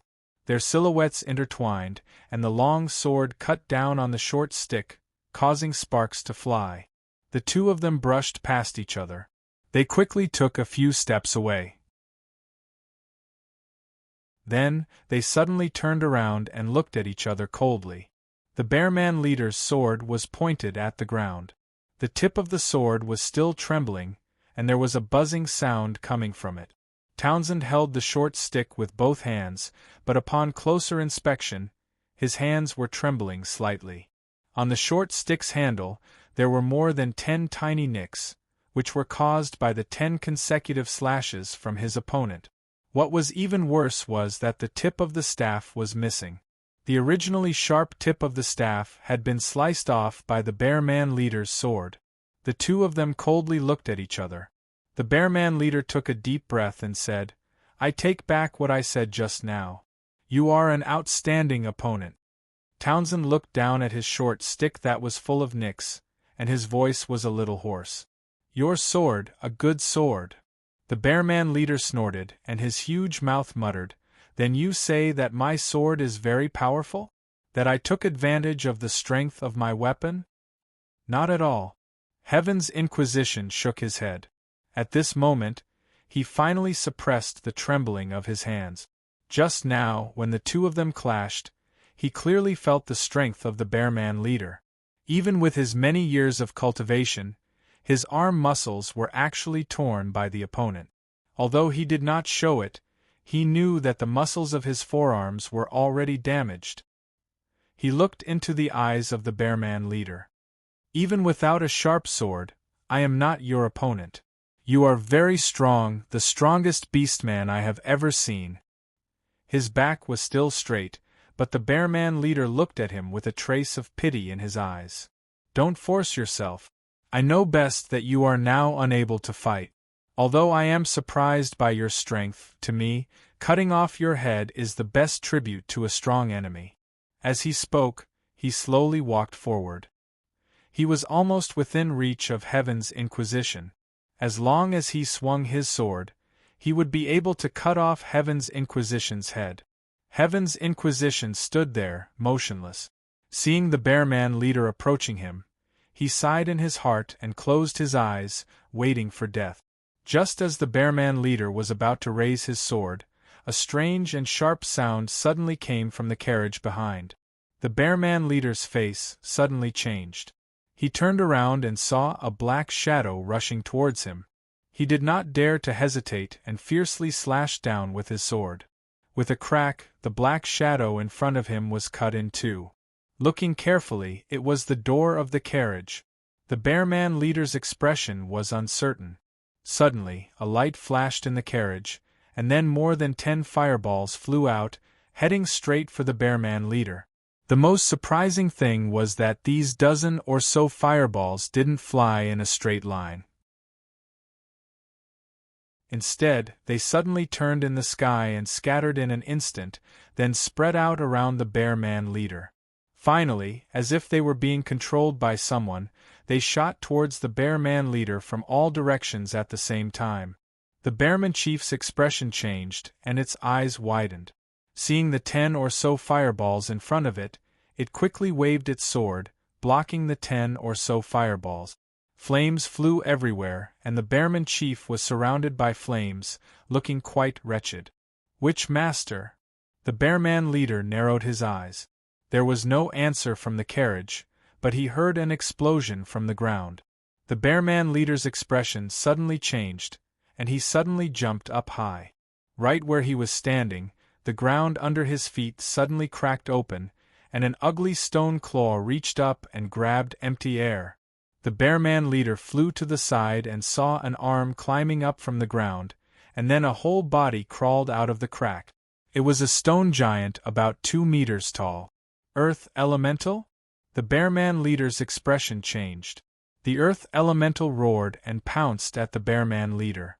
This thing's body was huge, and when it swung its paw, it brought a gust of wind. But for an expert like the Bearman leader, this kind of Earth Elemental wasn't hard to deal with. It snorted and twisted its body to meet the Earth Elemental head-on. Its body flashed past the Earth Elemental's arm like lightning. The sword in its hand flicked, and a crisp sound rang out. When the Bearman leader leaped away again, the Earth Elemental fell to the ground and was cut into dozens of pieces. Chapter 382. Although the Bearman leader easily shattered the Earth Elemental, he turned around and vigilantly looked at the carriage, his expression becoming more and more gloomy. He narrowed his eyes and suddenly walked to the side of a Bear tribe soldier. He pulled out a long sword from the soldier's mount and weighed it in his hand. Then, with a low roar, he raised his arm and the long sword shot towards the carriage like a bolt of lightning. It had used all of its strength in this throw. When the meteor-like sword arrived in front of the carriage, the air in front of the carriage suddenly distorted. The long sword that had been shot at the carriage was suddenly deflected and flew out into the sky. The Bearman leader snorted and suddenly lifted his leg and fiercely stomped on the ground, creating a large hole. He waved the long sword in his hand and suddenly swept up more than 10 large and small stones on the ground and shot them towards the dragon carriage. When these more than 10 stones reached the front of the carriage, the distortion in the air appeared again. The more than 10 stones seemed to have been thrown into water. One could clearly see the ripples in the air. Then, with a few piu-piu sounds, the stones were deflected and flew in different directions. The Bearman leader saw this and suddenly calmed down. He put away his long sword and coldly stared at the carriage. Magic barrier? An old and hoarse laughter came from the carriage. Then, something that made the Bearman leader's expression turn ugly happened. Several balls of light suddenly flashed in the surrounding air. At first, it was more than 10 sparks. Soon, these sparks turned into fireballs. Following the roars of the fireballs, these fireballs turned into more than 10 fire elementals in the blink of an eye. The more than 10 fire elementals were about 2 to 3 meters in diameter. The raging fire elementals were lined up in front of the carriage like a wall of fire. This immediately caused the Bearman soldiers to become restless. After the soldiers were alarmed, they almost subconsciously retreated. And in the surroundings, several cracks quickly appeared on the ground. 7 to 8 earth elementals crawled out and looked at the soldiers covetously while growling in a low voice. The bear man leader's eyes showed a trace of anger, but he stared at these fire elementals and earth elementals and finally clenched his teeth. With its own strength, there was no need for it to be afraid of these fire and earth elements. But the problem was that he wasn't alone now. These bear soldiers were all loyal members of the Alliance. The leader of the bear people had taken them away from the Alliance and came to various countries. They acted cautiously and boldly, becoming a mysterious bandit group. No matter if it was a large human merchant group or a small human merchant group, they were all their targets. Moreover, the leader of the bear people was very bold and dared to take risks. He had purposely chosen this place that was close to the Empire's port to make his move, but he had taken advantage of this loophole, allowing him to reap a great harvest these days. However, today, he had kicked an iron plate. Just now, the strength of the two warriors was already very good. Although the Bearman chief had won, it wasn't as easy as it looked, especially when dealing with Heaven's Inquisition. In fact, in terms of strength, the Bearman chief was only slightly stronger than Heaven's Inquisition. After defeating Heaven's Inquisition, he discovered that there was a witch in the carriage. More importantly, from the strength displayed by this witch, the Bearman chief judged that the other party was likely a high-level witch. He was very clear that in a duel, if there was a certain distance between the two sides, a warrior of the same strength would often not be a match for a witch. This was because a witch could mobilize strength that far exceeded their own. The only weakness of a witch was that they weren't good at close combat, but this witch had a high-level magic barrier. Hiding in the carriage and using the magic barrier to protect himself, he was in an invincible position. These fire elementals and earth elementals, although he wasn't afraid of them, his soldiers didn't have the strength to do so. If they really fought with their lives on the line, his last loyal subordinates would suffer losses. These were the seeds he had placed his hopes on. The Bearman chief wasn't willing to let them waste their lives on something as boring as fighting a witch. Thinking of this, he made a prompt decision. He immediately whistled and quickly retreated. Since there is a witch here, let's take a step back for today's matter. The Bearman chief turned around and jumped onto his mount. His subordinates slowly retreated. Waiting until his subordinates had retreated far away, the Bearman chief looked at these magic life forms in front of him and sneered, "Which, if there is an opportunity in the future, I will have a taste of your skills." After saying this, he let out a long whistle and turned around to rush back. Several dozen bear soldiers followed behind him, quickly disappearing into the woods. In the carriage, Madame Black Scorpion let out a sigh filled with complex emotions. These bastards are really quick to react. Reynolds was also awakened by a splash of cold water. He quickly sat up and discovered that the bindings on his body had already been untied. He saw that his surroundings were in a mess. His heart moved and he immediately wanted to activate the Apocalypse bracelet to remove the danger. But when he raised his hand, he was startled. The bracelet had already disappeared at some unknown time. Reynolds secretly complained. He could only look around to see what they were preparing to do. The Earth Dragon's corpse and the coachman's corpse were not far away. The carriage had already tilted to the ground and one of its wheels had fallen off. Silver Lion Baron and Heaven's Inquisition were lying on the side of the carriage, leaning against it. There was blood at the corner of Baron's mouth. The clothes on his chest were also stained with blood. Heaven's Inquisition's forearms were badly mutilated. The round-faced freckled waitress, Minnie, was carefully wrapping his wounds with bandages. That boss Roar was standing in front of him, holding a water bag in his hand. This bastard was the one who had splashed him awake. Reynolds's eyes flashed with a trace of impulsiveness. "Kid!" Madame Black Scorpion's hoarse and strange voice echoed behind him. "Don't sit here and waste time, get to work." Reynolds stared blankly. What did she mean? But very soon, he was going to suffer. Reynolds was forced to take apart the Earth Dragon's carriage and take apart a large wooden board to act as a stretcher. But then, there was a problem. Baron and Heaven's Inquisition were heavily injured and both of them had lost the ability to move. But, there was only one person carrying the stretcher. Reynolds was naturally a hired laborer, needless to say. As for Isha, she was Baron's woman. Naturally, she was only willing to carry her own man.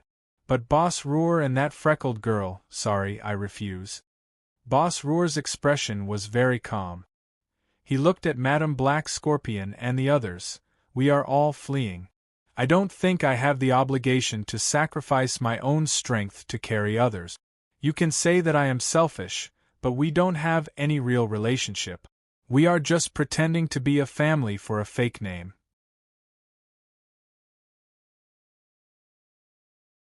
Chapter 383.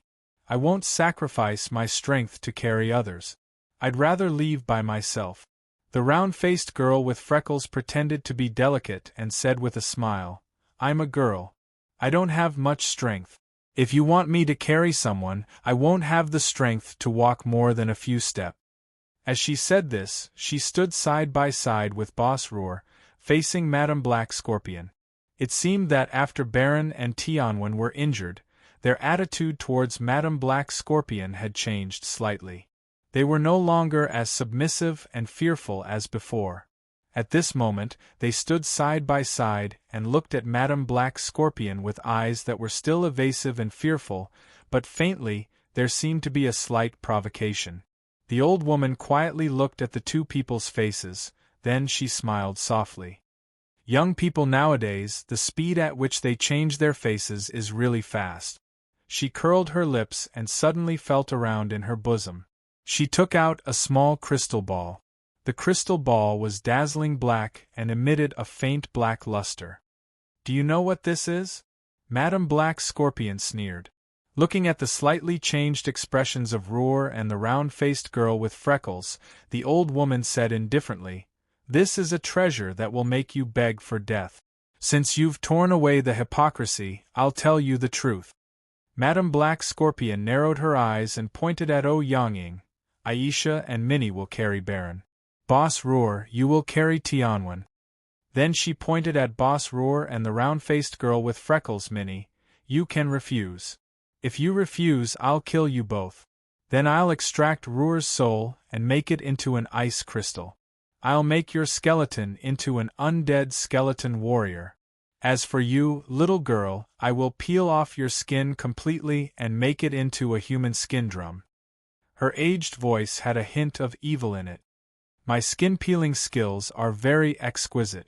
It will be the easiest for me to peel off such a young girl's skin. I guarantee that it will be perfect without a single blemish. The freckled girl and Boss Roer both shuddered at the same time. Boss Roer's reaction was very straightforward. He immediately laughed dryly and said loudly, I understand. You want to carry the stretcher, right? I will definitely take good care of Brother Tianwen. The freckled girl, however, squeezed out an ingratiating smile. Moving closer to Madame Black Scorpion, she said flatteringly, Mother-in-law, why are you so angry? If you ask me to do something, how can I not do it? Madame Black Scorpion glanced at the little girl indifferently. Since you're willing to do it, why aren't you going? What are you doing here? As she spoke, she raised her hand and gently stroked the back of the girl's neck with her finger. She whispered, Such delicate skin. The round-faced freckled girl shrank her neck and ran away as fast as she could, not daring to say another word. Baron and Heaven's Inquisition were quickly carried onto stretchers. Reynolds was still standing in the same place. He didn't know what he was thinking. Old. What about me? Madame Black Scorpion shot him a glance and snorted, snappily saying, Stupid brat, of course you're here to help this old lady. This old lady's teeth are about to fall out. I can't even walk steadily. Don't tell me I don't need someone to help me? Reynolds's complexion changed. This old lady had already walked to his side. She lifted her arm and put it on his arm without any trace of politeness, leaning half of her body weight on Reynolds's body. Reynolds grimaced. Don't look at how thin this old lady was. Her weight wasn't light at all. Reynolds was about to leave when he suddenly discovered that his apocalypse bracelet was in Madame Black Scorpion's bosom. Madame Black Scorpion sneered and muttered, "Youngsters nowadays really don't know how to respect the old and love the young. What are you still standing there for? Let's go." Just like that, this group of people resumed their journey. Although they didn't have a carriage to ride, there were still 2 stretchers carrying the injured. Fortunately, everyone's strength wasn't bad. Therefore, the group's walking speed wasn't slow. Speaking of which, there weren't any stretchers. Reynolds, who was in charge of supporting Madame Black Scorpion, had the weakest constitution. After walking for less than half a day, the girls carrying the stretchers had normal complexions. Reynolds, on the other hand, was so tired that he was gasping for breath. What made Reynolds somewhat puzzled was that the longer they walked, the heavier the weight of Madame Black Scorpion, who was beside him, seemed to be increasing. This change was originally very subtle, and Reynolds initially thought that it was just an illusion. However, he seemed to have inadvertently felt Madame Black Scorpion's breathing. Even though her expression was normal, he could clearly hear that her breathing rhythm was somewhat disorderly when he was close to her. Most importantly, this old lady had been holding on to Reynolds's arm all this time. Reynolds could clearly feel her fingers grabbing onto his arm, increasing in strength.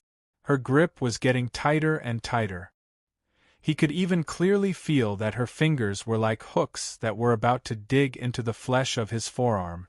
In the eyes of the bystanders, Reynolds and Madame Black Scorpion were walking side by side. Reynolds was so tired that he was gasping for breath like a dying dog. On the other hand, this old lady had a calm expression. Even her complexion didn't change in the slightest. However, only Reynolds himself was able to notice the subtle changes in this old lady. Finally, when Reynolds couldn't help but cast a puzzled look at this old lady. "Kid, don't look at me and don't talk nonsense." Madame Black Scorpion didn't raise her head, but her lips moved slightly. This low voice clearly fell into Reynolds's ears. "Control your mouth and eyes. As long as you are obedient, this granny will give you benefit." Reynolds was startled and said in a low voice, "You, quiet." Madame Black Scorpion's expression didn't change, but a soft voice fell into Reynolds's ears. "You stupid kid, can't you see? This old lady can be considered to have a bit of kindness. However, that boss Roar and those 2 aren't good people. Baron and Heaven's Inquisition are both injured. If they see that my body is unwell, I'm afraid that those 2 bastards will eat me up. At that time, I'm afraid you won't be able to die even if you want to. It's not like you don't know about Roar's disgusting fetish. If you fall into his hands, I don't need to say it." Reynolds's original intention was to seize the opportunity when Madame Black Scorpion wasn't paying attention and seize the apocalypse bracelet from her. However, in this current situation, Reynolds understood that he was in a dangerous situation. He had to take one step at a time. Reynolds's expression changed slightly. Madame Black Scorpion's voice continued, "Don't be nervous, kid. Don't look around. As long as those 2 fellows don't get suspicious, this old lady can still suppress them. Therefore, it's best if you act a bit more natural. That's right, retract your thieving gaze and don't show a surprised expression." Chapter 384. Reynolds used all his strength to control the change in his expression. He lowered his head as he carried the old woman. The more he walked, the more he felt that the old woman was putting all her weight on his body. His body was originally not much different from an ordinary person. Now that he was carrying a person while walking, it naturally became more and more strenuous. Fortunately, after walking for a few steps, Madame Black Scorpion could see that Reynolds was unable to bear the burden. She sighed softly and took out a black bean from her pocket. Without any explanation, she threw it into Reynolds's mouth. She deliberately smiled and said loudly, "Come, Granny will reward you with something to eat." Reynolds was stunned. He subconsciously opened his mouth to spit it out. However, he heard Madame Black Scorpion's soft voice, "Eat it. This is a medicine to restore your strength." With a gulp, he swallowed the bean without even chewing it. Indeed, Madame Black Scorpion wasn't lying. Reynolds could only feel the bean transforming into a ball of warmth when it entered his stomach. In a short moment, it spread throughout his entire body. His originally dried-up strength and vigor was actually slowly being restored bit by bit. His sore arms and legs recovered their strength little by little. Even his somewhat groggy mind became clear-headed in an instant. After walking for about 2 hours, the sky gradually darkened. Madame Black Scorpion finally spoke. "All right, the little ones have worked hard. It seems that we can only sleep in the wilderness tonight. Find a clean place to rest." Actually, the others were already exhausted.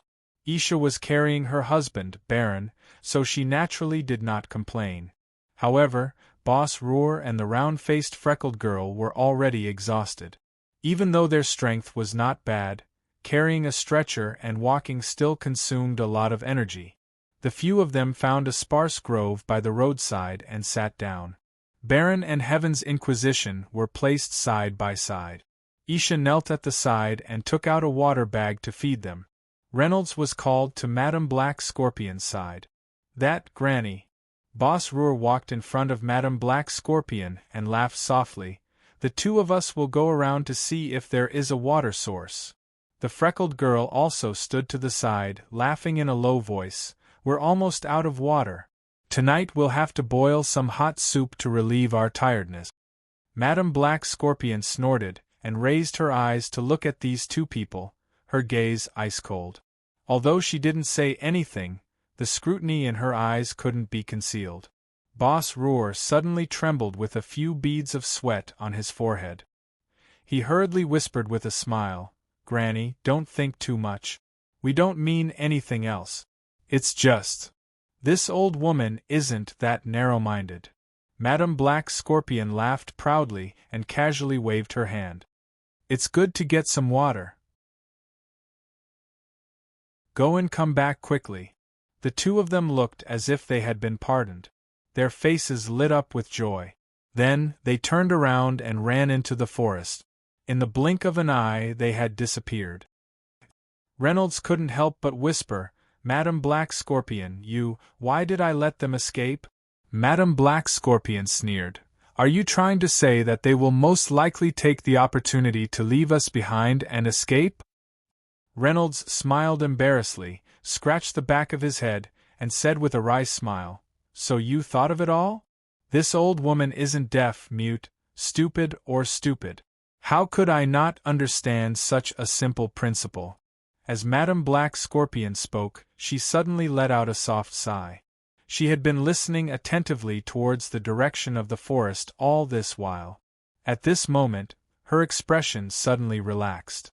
Her straight body also relaxed as she leaned softly against the big tree.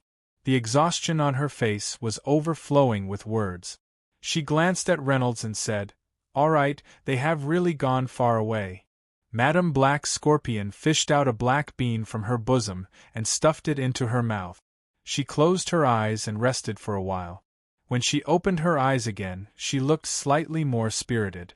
She glanced at Reynolds and said, "You want to ask why I let them go? Humph. Kid, to be honest, I just wanted to play dumb and let them take the initiative to run away. That way, I could save myself some trouble." Reynolds's expression changed as he looked at the old woman in front of him. He seemed to have realized something and said in a low voice, "Could it be that naturally, something happened to me?" Madame Black Scorpion snorted unhappily. "If there was nothing wrong with this old woman, why would I care about those two little wolf cubs? No matter what they were thinking, I would be able to suppress those two fellows with a flip of my hand. It's just a pity that this old woman has been having some problems recently. Although I have concealed it well along the way and have shown them a little bit of my ability before, it's still not enough. After a long time, I'm afraid there will inevitably be flaws.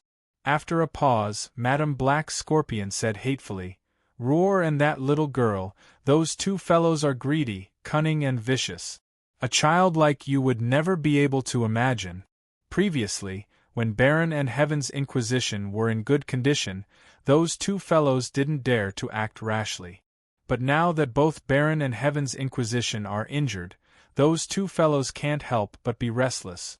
If we let them know that this old woman also has some problems with their cunning and greed, I'm afraid they will have thoughts of retaliation. You should know that we all have a lot of bounties on our head. Any one of us will get a huge amount of wealth. As for me, the Magicians' Guild has been looking for me. If Roar and the others know that I'm strong on the outside but weak on the inside, I'm afraid they will have a vicious heart. So you pretended not to know and deliberately let them look for water. Those two fellows are poisonous snakes. If they took the opportunity to run away, we would be safe, right? Right? Reynolds sighed. That's right. Madame Black Scorpion said with a smile, Child, you still have some brains. You're not completely stupid. When Baron and Heaven's Inquisition were injured, those two wanted to leave the team and run away. But at that time, I was afraid that if I agreed readily, they would be suspicious. So I deliberately threatened not to let them leave. Now, I deliberately exposed a flaw to give them a chance to escape. Thinking about it, they won't think of anything else. Reynolds's complexion suddenly changed. They will certainly run away. But what if they didn't take the opportunity to run away but came back? Madame Black Scorpion listened. Her complexion also changed slightly. A trace of killing intent flashed in her eyes. She said coldly, If they didn't take the opportunity to run away but came back. Humph, I'm afraid those two fellows really have bad intentions. They want to eat us up. But with you, old woman, here, do they have the guts?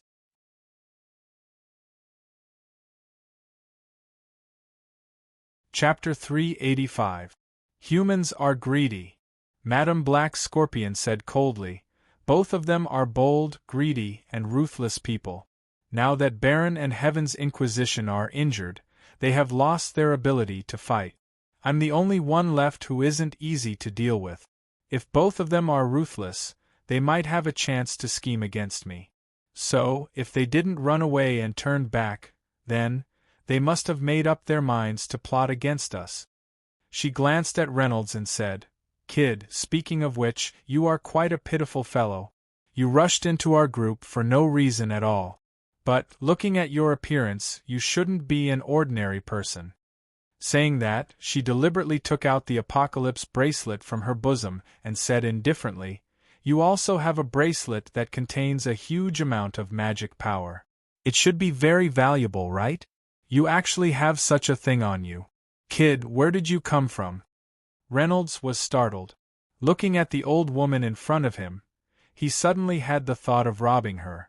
But when he thought of Madame Black Scorpion's strength, he could only give up. He squeezed out a few smiles and said that he was a traveler from another country.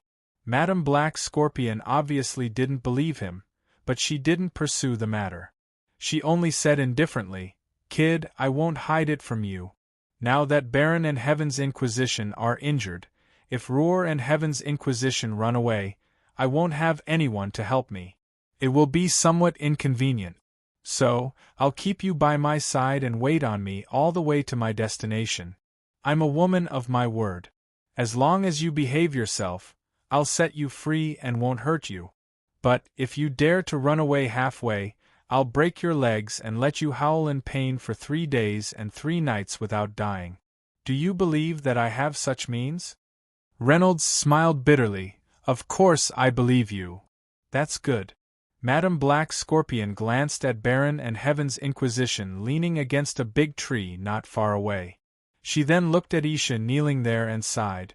That woman is kind-hearted. Baron didn't find the wrong wife. With that, she sighed. It's a pity that I can't use my magic now, and I can't use my innate healing skill either. I can only let the two of them suffer more. She paused momentarily before deliberately chuckling as she said in a loud voice, "You don't have to pretend anymore, Aisha. I know you have very sharp ears. Even though I lowered my voice when I spoke to this brat just now, you must have heard everything, right?" As expected, Isha's body trembled. Although her back was facing them, when she turned around, her expression was extremely unnatural. On the other hand, Heaven's Inquisition, who had been keeping his eyes closed, suddenly opened his eyes.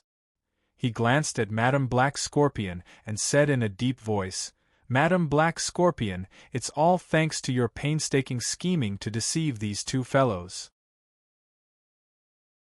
Otherwise, our heads would have been chopped off long ago."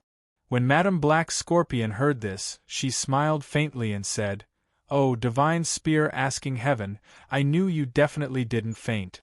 Since I said these words just now, I didn't think of hiding it from you. You don't need to thank me. This old woman was only trying to protect herself. If they were to see through the truth, not only would you lose your lives, I would also be hard-pressed to protect myself. Those two fellows are greedy and cunning, they would never let go of any opportunity." The old woman sighed softly and said, "Now that we're all in the same boat, let's work together to protect ourselves." Madame Black Scorpion then distributed a few of the energy-restoring bean-like thing to everyone. Everyone took one. Although this medicine couldn't treat injuries, Heaven's Inquisition's complexion was much better. Baron, however, remained unconscious. His injuries were the most serious. His internal organs were damaged by the werewolf leader's shockwave. Along the way, he woke up several times and was now in a deep sleep. After resting for a long time, Reynolds's heart gradually relaxed. But at this moment, a series of rustling footsteps suddenly came from the forest. "Madame Black Scorpion, we're back." When this voice was heard, Reynolds, Madame Black Scorpion, Heaven's Inquisition and Aisha's countenance suddenly changed. Boss Roar walked out from the forest with his head full of messy hair.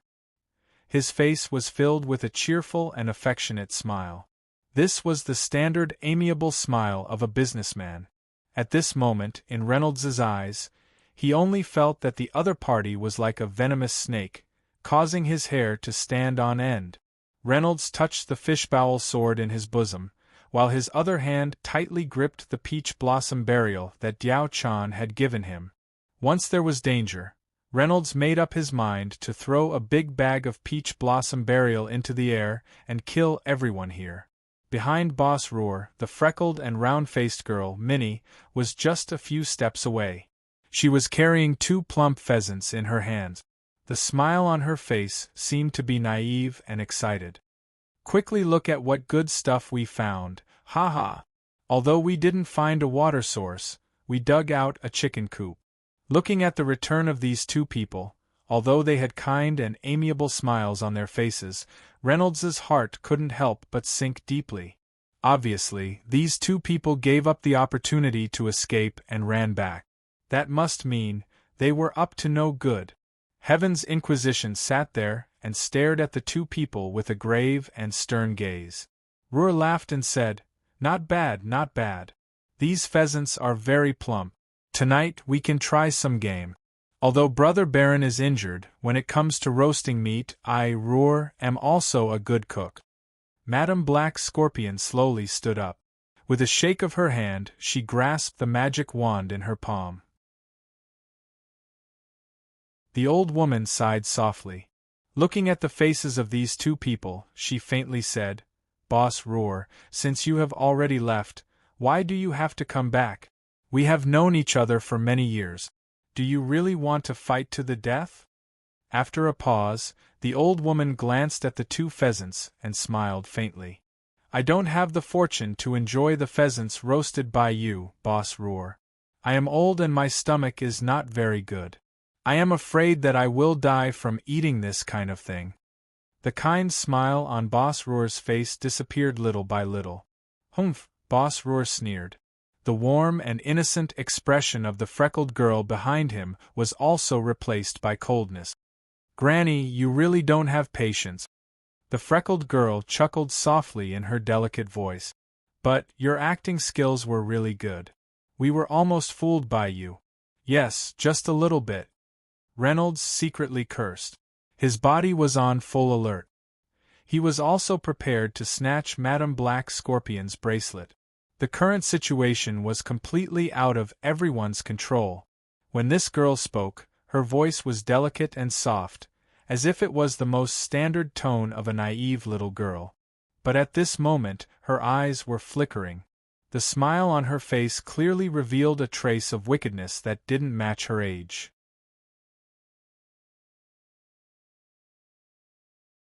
Chapter 386.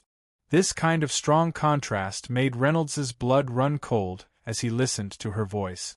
The smile on Boss Ruhr's face faded bit by bit. He stared at Madame Black Scorpion standing in front of him and suddenly sighed softly. Madame Black Scorpion, we have known each other for many years and relied on each other for survival in that small courtyard. If it wasn't for the fact that I had no other choice, I really didn't want to make things difficult for you today. Madame Black Scorpion said indifferently, you don't have to say such things. Boss Ruhr, since you've come back, you must have made up your mind. I'm sorry. Boss Ruhr shrugged his shoulders. I've been struggling in my heart for a long time. You almost really deceived us. But it's a pity that you were still a bit too impatient. Oh! Madame Black Scorpion's eyes flickered. Yes, ma'am. The girl took 2 steps forward. She and Boss Ruhr stood on both sides of Madame Black Scorpion, sandwiching her from a distance. The girl carefully moved her feet, but her face still had that kind of sweet smile. She giggled and said, when you showed off your power and drove away those Bear Tribe soldiers, then didn't allow us to leave and forced us to carry the stretcher, I really didn't see it at all. Just now, when you let us go get some water, we actually ran quite a few miles away. We almost really ran away. But fortunately, we remembered something. Madame Black Scorpion sighed. What is it? Your temperament, ma'am. The girl still had that kind of sweet smile on her face. She slowly said, after running severally away, Boss Ruhr suddenly stopped me and told me that something was wrong. What's wrong? You are Madame Black Scorpion. The famous Madame Black Scorpion. The girl sighed. I was still young when you were famous all those years ago, so I didn't know much about your power and prestige. But Boss Ruhr knew. Madame Black Scorpion was proud and arrogant in the past. Her temperament was wild and untamed, and she was both righteous and evil. As a powerful devil pathmaster, I heard that you have a very eccentric temperament. Although it was rumored that you weren't a bloodthirsty person who viewed human lives as ants, you were definitely not a soft-hearted person either. With the way you did things in the past, if you needed to kill someone, you wouldn't hesitate at all. Take today's matter for example. You've been suspicious of the 2 of us all along the way. Most importantly, you didn't choose anyone else, but you chose this kid to support and serve you all along the way. This clearly shows that you're on guard against us. After all, Minnie had to take care of Baron, and Boss Ruhr was a man, so it was reasonable for him to be assigned to carry the stretcher. But you didn't let me support you and serve you. Instead, you chose this brat. He is a man of unknown origin. Madame Black Scorpion sighed. So, when we were running away just now, I thought to myself, since Madame Black Scorpion was already suspicious and hostile towards us, why would she so casually reveal an opening and let us escape? The girl said faintly, according to your strength and style of doing things, since you're already hostile to us, the most reasonable thing to do would be to directly cripple the 2 of us. After all, we're on the run now. If you let us go, we might reveal your whereabouts and attract your enemies. But not only did you not make a move against us, you even revealed such a big opening, so... Boss Ruhr continued, so, after giving it some thought, we guessed a possibility.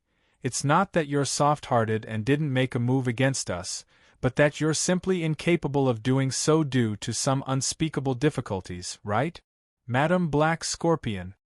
Madame Black Scorpion looked at the two of them calmly and said softly, "Just this little bit of suspicion actually made the two of you decide to run back and become my enemy? Don't tell me you're not afraid of guessing wrong, and coming back is the same as bringing about your own destruction?"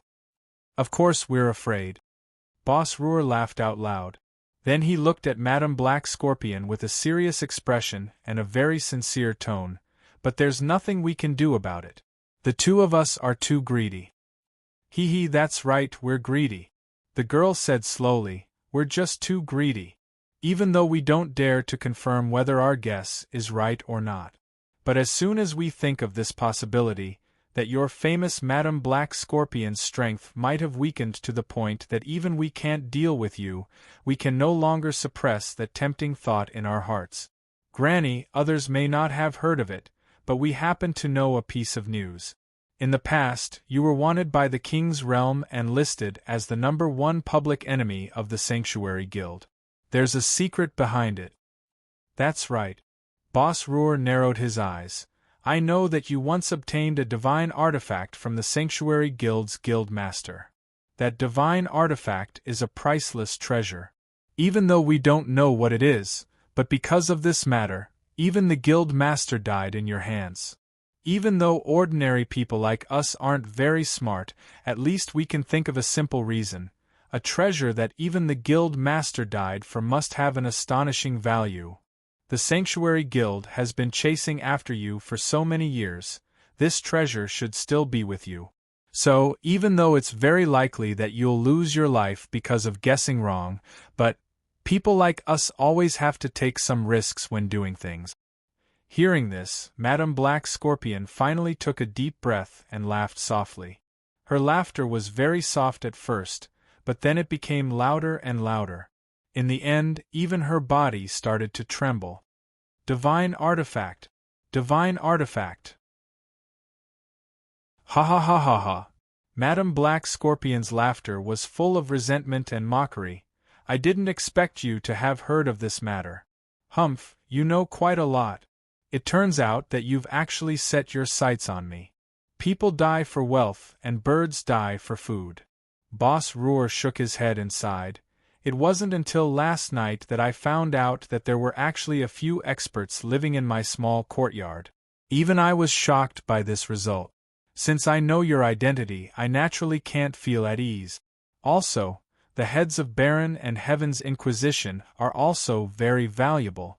If we can finish today's business, the two of us will find a place to live in seclusion. We won't have to come out and take risks for the rest of our lives. So, we have no choice but to gamble this time." Madame Black Scorpion paused her magic wand on the ground and her voice became cold. "Are you so sure that you can take care of this old woman?" "I'm not sure, but with such rich and attractive benefits, it's worth a gamble," Boss Ruhr said honestly.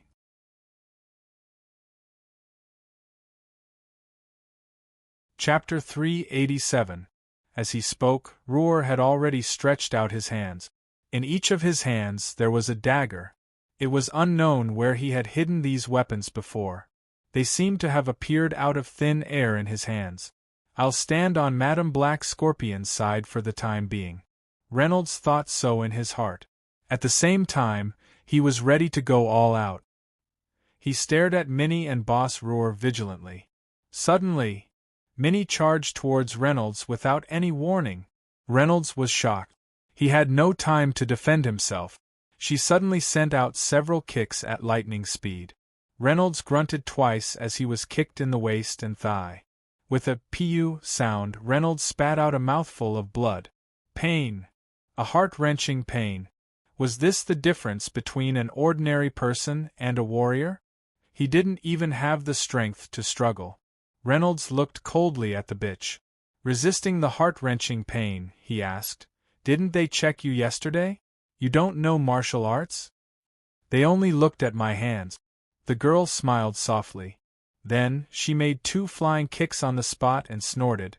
"I've been training my legs since I was young." Madame Black Scorpion was still confronting Boss Ruhr. The distance between them was only a dozen steps. Boss Ruhr pointed his daggers at Madame Black Scorpion. His feet moved back and forth, but he didn't dare to move forward.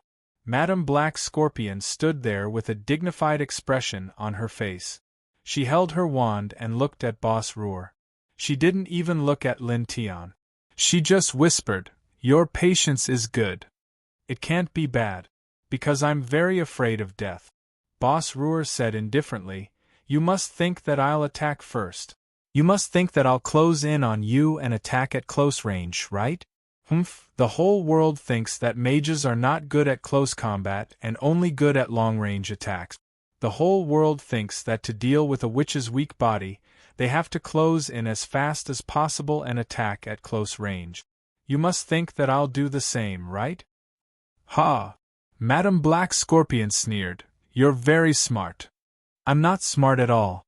Boss Ruhr shook his head. His tone was frank. "It's just that I thought of a very simple reason." "What reason?" "Madame Black Scorpion, you've been hunted for so many years. I heard that the mage enforcement team of the Guild of Magic had hunted you down, and the bounty hunters had also made a move on you. I don't know how many battles you've experienced. I won't talk about magicians, but you must have dealt with a lot of warriors. So many warriors have fought with you, but you've survived until today. The warriors who fought with you either died or were injured, but in the end, you were the victor. Are those warriors fools? Don't they know how to deal with you in close combat? That's definitely not the case. That's why I thought you must be different from normal mages. If I had rashly used the traditional tactics against magi to approach you, I'm afraid I would have died without a doubt." Madame Black Scorpion smiled. "Who says you're not smart? You're already one of the smartest people I've ever met in my life to be able to come up with such logic. Thank you for your compliment, madam. It's my honor to be praised by you." Boss Ruhr still moved back and forth patiently. The freckled girl smiled from Madame Black Scorpion's side. "Granny's patience is very good. But if I want to provoke Granny into making the first move, it seems I'll have to do something else." As she spoke, she took out a dagger and walked with a smile towards Isha and Baron, who were leaning against a big tree. Isha's expression changed. She immediately picked up her sword and stood in front of Baron. "You," the freckled girl smiled softly. Suddenly, her body flashed, and she rushed to Isha's side in a few steps. Isha was shocked. She stabbed with her sword, but stabbed empty air. Aisha was an ordinary person, so she was no match for the girl. However, the freckled girl had already circled behind her and slashed Aisha's back. Aisha cried out in pain and hurriedly turned around, but she had already been kicked over. The freckled girl went up and gave Isha another kick, knocking her unconscious. The girl crouched down with a smile between the unconscious Isha and the silver lion. She raised her head to look at Madame Black Scorpion and said with a sweet smile, "Granny, take a guess. Do I dare to kill them?" Madame Black Scorpion snorted and didn't say anything. There was a sweet smile on the girl's face. Suddenly, she raised her sword and stabbed it into Minnie's back. Without even uttering a sound, Isha breathed her last. This little B***tch had suddenly killed someone without even blinking. It was clear that she was used to killing people. After killing Isha, she pulled out her sword and slashed at Baron's neck without hesitation. "Stop it!" A loud shout rang out and Heaven's Inquisition, who was lying beside them, rushed forward with a face filled with rage. The freckled girl appeared prepared. Seeing Heaven's Inquisition rushing over, she jumped several meters back and said with a smile, "Mr. Heaven's Inquisition, both your hands are crippled. You cannot wield a gun or use force. What a pity." Heaven's Inquisition's eyes were spitting fire. He growled and charged at the freckled girl again. This time, the freckled girl nimbly circled around him and stabbed Heaven's Inquisition's shoulder. Blood splashed out and Heaven's Inquisition roared out. He spread open his arms and hugged the freckled girl. Seeing the crazed look in Heaven's Inquisition's eyes, the freckled girl felt a chill in her heart. She could not help but quickly retreat a few steps. Heaven's Inquisition failed to catch her. Due to his heavy injuries, he fell to the ground. The freckled girl was furious. Mr. Heaven's Inquisition, are you in such a hurry to die? She stepped forward and kicked Heaven's Inquisition's waist, sending this Babika spear god flying. When he fell to the ground, blood sprayed out from his mouth. The freckled girl's face was gloomy. You want to stop me from killing this silver lion?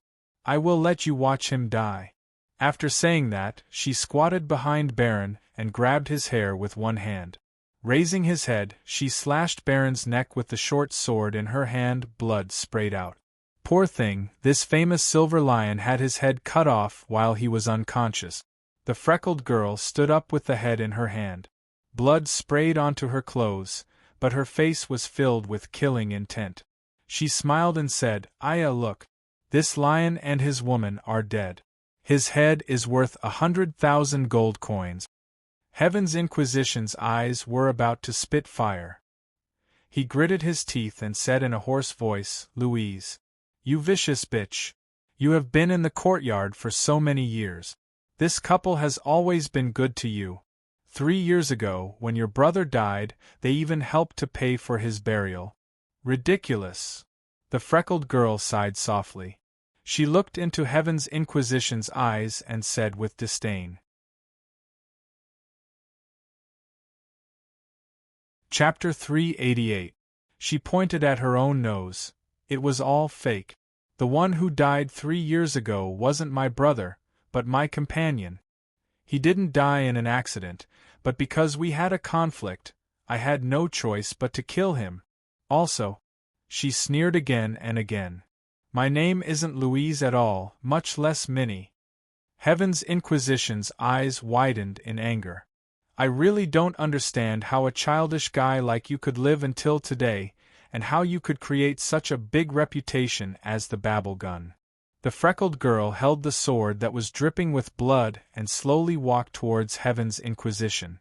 Her face once again showed that creepy, sweet smile. She smiled softly. Uncle Heaven's Inquisition, you've always been good to me. Today, I'll have to ask you to do me a favor and give me your head. It's worth 100,000 gold coins.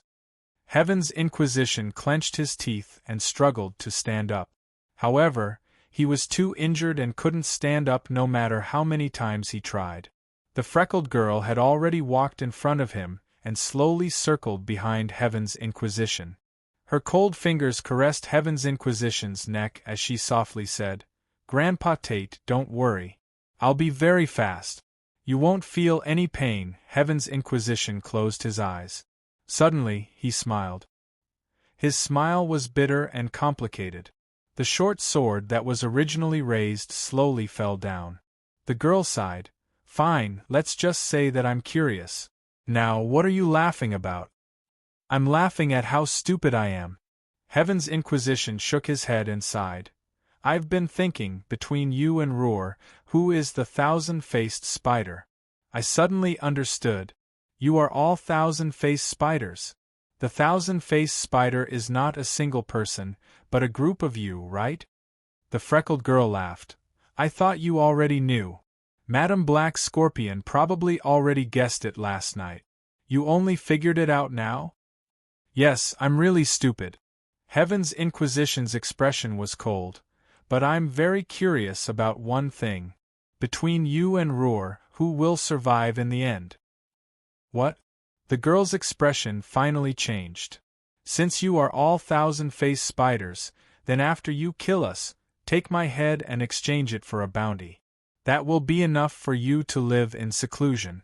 However, would the two of you be willing to share such a large sum of benefits with each other? Moreover, it would be best if everyone who knew about the secret of the thousand-faced arachnid died. That would be the safest. Humph.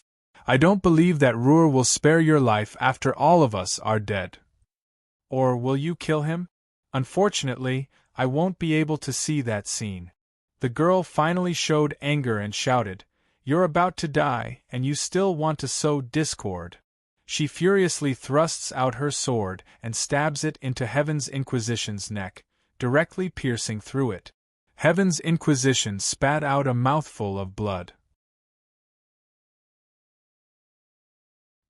His throat gurgled as he finally closed his eyes unwillingly. Heaven's Inquisition, who was famous in the early years of the Babieka kingdom, was killed on the spot. Reynolds was furious as he watched from the side. He clenched Peach Blossom Burial tightly and looked at Madame Black Scorpion, hoping that she could do something effective. This was because his own method was full of uncertainty. There was only one packet of Peach Blossom Burial poison, and he couldn't guarantee success. The next moment, Reynolds felt that Madame Black Scorpion, who was sitting beside him, directly threw the wand in her hand to the ground. Madame Black Scorpion's expression was indifferent. Her aged body seemed to be exhausted. Watching Baron, Heaven's Inquisition and the others being killed one by one, her eyes finally showed helplessness. Forget it, you win. After throwing the wand, Madame Black Scorpion slowly sat down. This old woman actually has no strength to fight. Now that things have come to this, I admit defeat. Roar was a little surprised. He was ready to fight to the death, but now this magician suddenly threw away the wand. He was bewildered for a moment. He just stared at Madame Black Scorpion, as if he didn't know whether he should go forward or not. What's wrong? You don't dare to? Little bastard. Madame Black Scorpion sneered.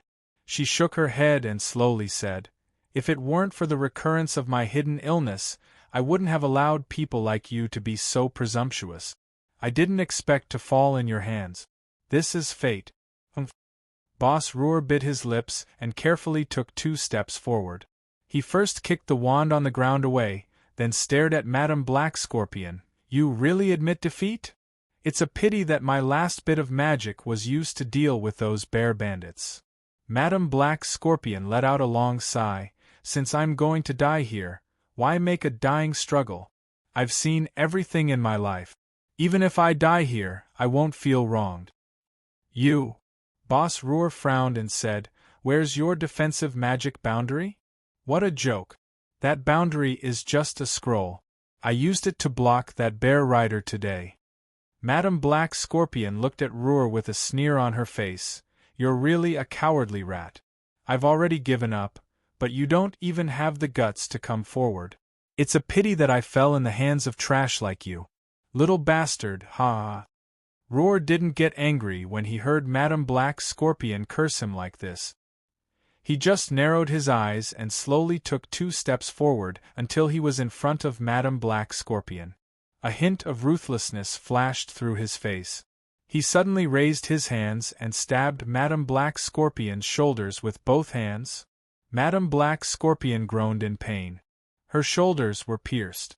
She raised her head and stared fiercely at Roar. Instead, she laughed and scolded, Ha ha! Coward, are you afraid that I'll counterattack before I die? Black Scorpion is famous all over the world. I really don't dare to be careless. Roar saw that he had pierced the old woman's shoulders. He knew that these 2 stabs had completely crippled the old woman's shoulders. She couldn't move her arms, so her threat was greatly reduced. At this moment, he felt a bit relieved. The freckled girl had already picked up Madame Black Scorpion's wand. She held it in her hand and looked at it. She couldn't help but laugh. Good stuff. This wand should be made of walnut wood. It's inlaid with top-quality crystal stones. This pattern seems to be drawn with mithril. After looking at it for a while, the freckled girl's expression changed greatly. She couldn't help but exclaim, Good stuff! It's really worthy of being used by Madame Black Scorpion. The value of this wand alone is higher than the bounty on the heads of those 2 guys. Hearing this, Boss Roar's expression changed. He walked over and grabbed the wand from the girl's hand. He stroked it up and down and looked at it again and again. He exclaimed in admiration, It's really good stuff. The value of the walnut wood and crystal stones is nothing. This mithril is worth 100 times more than gold.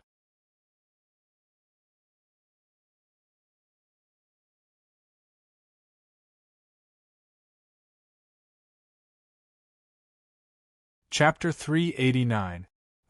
I heard that this old woman killed the previous president of the Sanctuary Guild. Could it be that she snatched this magic wand from the hands of the former president? Seeing Roar take away the magic wand, a strange look flashed through the girl's eyes.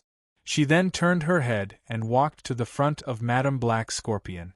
Looking at the old woman whose shoulders were full of blood, the girl pulled the corners of her mouth and softly said with a smile, "Granny, you are a world-famous magician.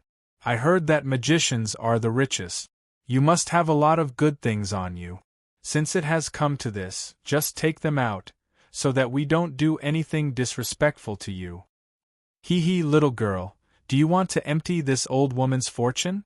Madame Black Scorpion faintly smiled. "You are a sensible person. Those things can't be taken underground." The girl stared into Madame Black Scorpion's eyes and softly said with a smile, "You are not an ordinary magician. You must have a lot of good things. For an expert like you, who even managed to kill the guild master of the sanctuary, I'm sure you wouldn't have something as shabby as a magic wand." Roar's eyes lit up and whispered, "That's right. I heard that she killed the president and got a secret treasure. That thing must be found." Madame Black Scorpion's eyes dimmed after hearing that. She seemed to have recalled something from the past. She glanced at Roar and then at the girl and suddenly said faintly, "You all said that I killed the president of the Sanctuary Guild. Hee hee, but that big secret treasure is not in my hands. Hee hee, you little guys, rumors and slanders really spread fast. Who would know the truth?" After a pause, Madame Black Scorpion sighed and said, "I don't even know what that big secret treasure looks like." "Ridiculous." Roar looked at the magic wand in his hand and frowned. "We also know this. Although this has become an unsolved case, the Sanctuary Guild has always been tight-lipped about this matter." "Humph, but we don't believe it. You killed the president with your own hands. How can you not know where that secret treasure is?" "Madame Black Scorpion, since it has come to this, you don't have to deceive us anymore. Tell us the truth. I promise that as long as you tell us honestly, I will give you a quick death. How about it?" Madame Black Scorpion sighed softly. "You're really naive. I used to travel all over the king's realm. I'm afraid that you little bastards are still in the womb of some unlucky woman who gave birth to you. How ironic. After all, there should be all kinds of people, and all kinds of people should exist. However, bold, shameless, and vicious little bastards like you have really opened my eyes to something new. Ha ha ha ha ha." When Roar heard this, he did not show any anger on his face. He only narrowed his eyes. The freckled girl not far away also laughed softly. "Granny, are you trying to provoke us?"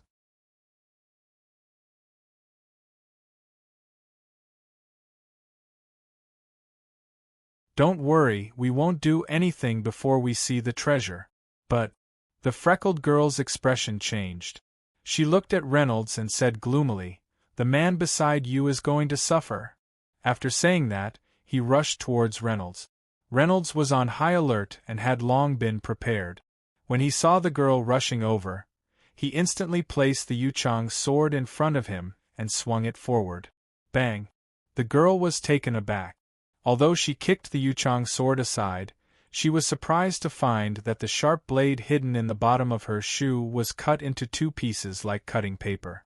If she had not been merciful, her entire foot would have been cut in half. The girl glanced at Reynolds and did not pay attention to him.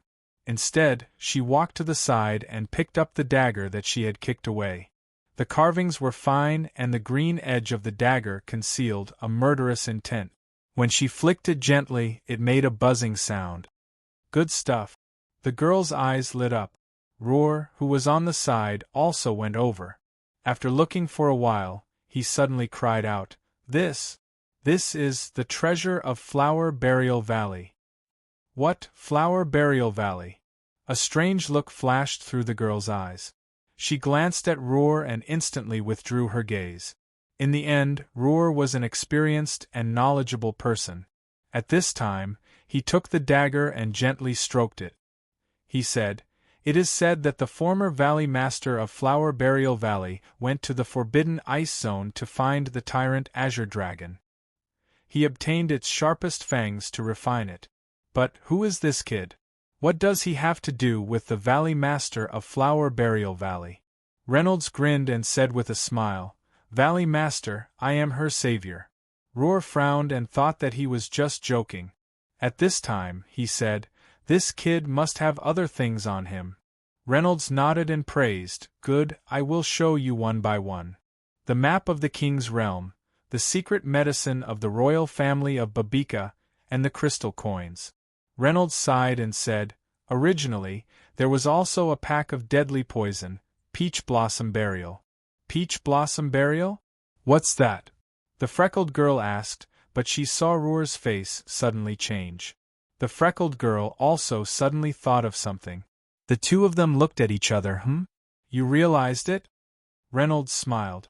This time, he stood up and smiled from the bottom of his heart.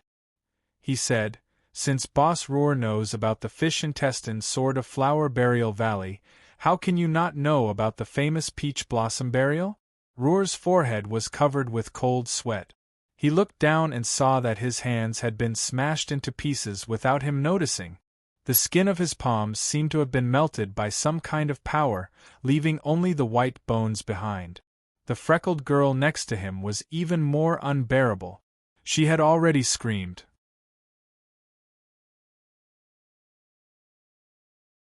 Her hands were only left with the white bones, and the rotting flesh had spread to her forearms. This young girl's arms were only left with the white bones below her forearms. It looked extremely terrifying. You! Roar trembled. The fish intestine sword had already been thrown to the ground. However, his body swayed and he knelt on the ground. He only felt that all the strength in his body had dissipated. He couldn't breathe. A strong numbness swept over his whole body, and the feeling in his body was quickly disappearing. The freckled girl had already fallen to the ground. She raised her arms high and screamed again and again. Her body was trembling and twitching, but she couldn't move at all. Reynolds's face was livid. There was a trace of viciousness in his eyes. He looked at Roar and said in a deep voice, you must be very regretful now. You shouldn't have touched my fish intestine sword, right? Roar opened his mouth but couldn't say a word. In fact, what I told you is true. I am indeed the savior of the Valley Master of Flower Burial Valley. Ha ha ha, you can laugh in the underworld. Reynolds sighed. It's really funny. Two ruthless and meticulous guys. If you didn't touch my fish intestine sword, then you would have won today's matter.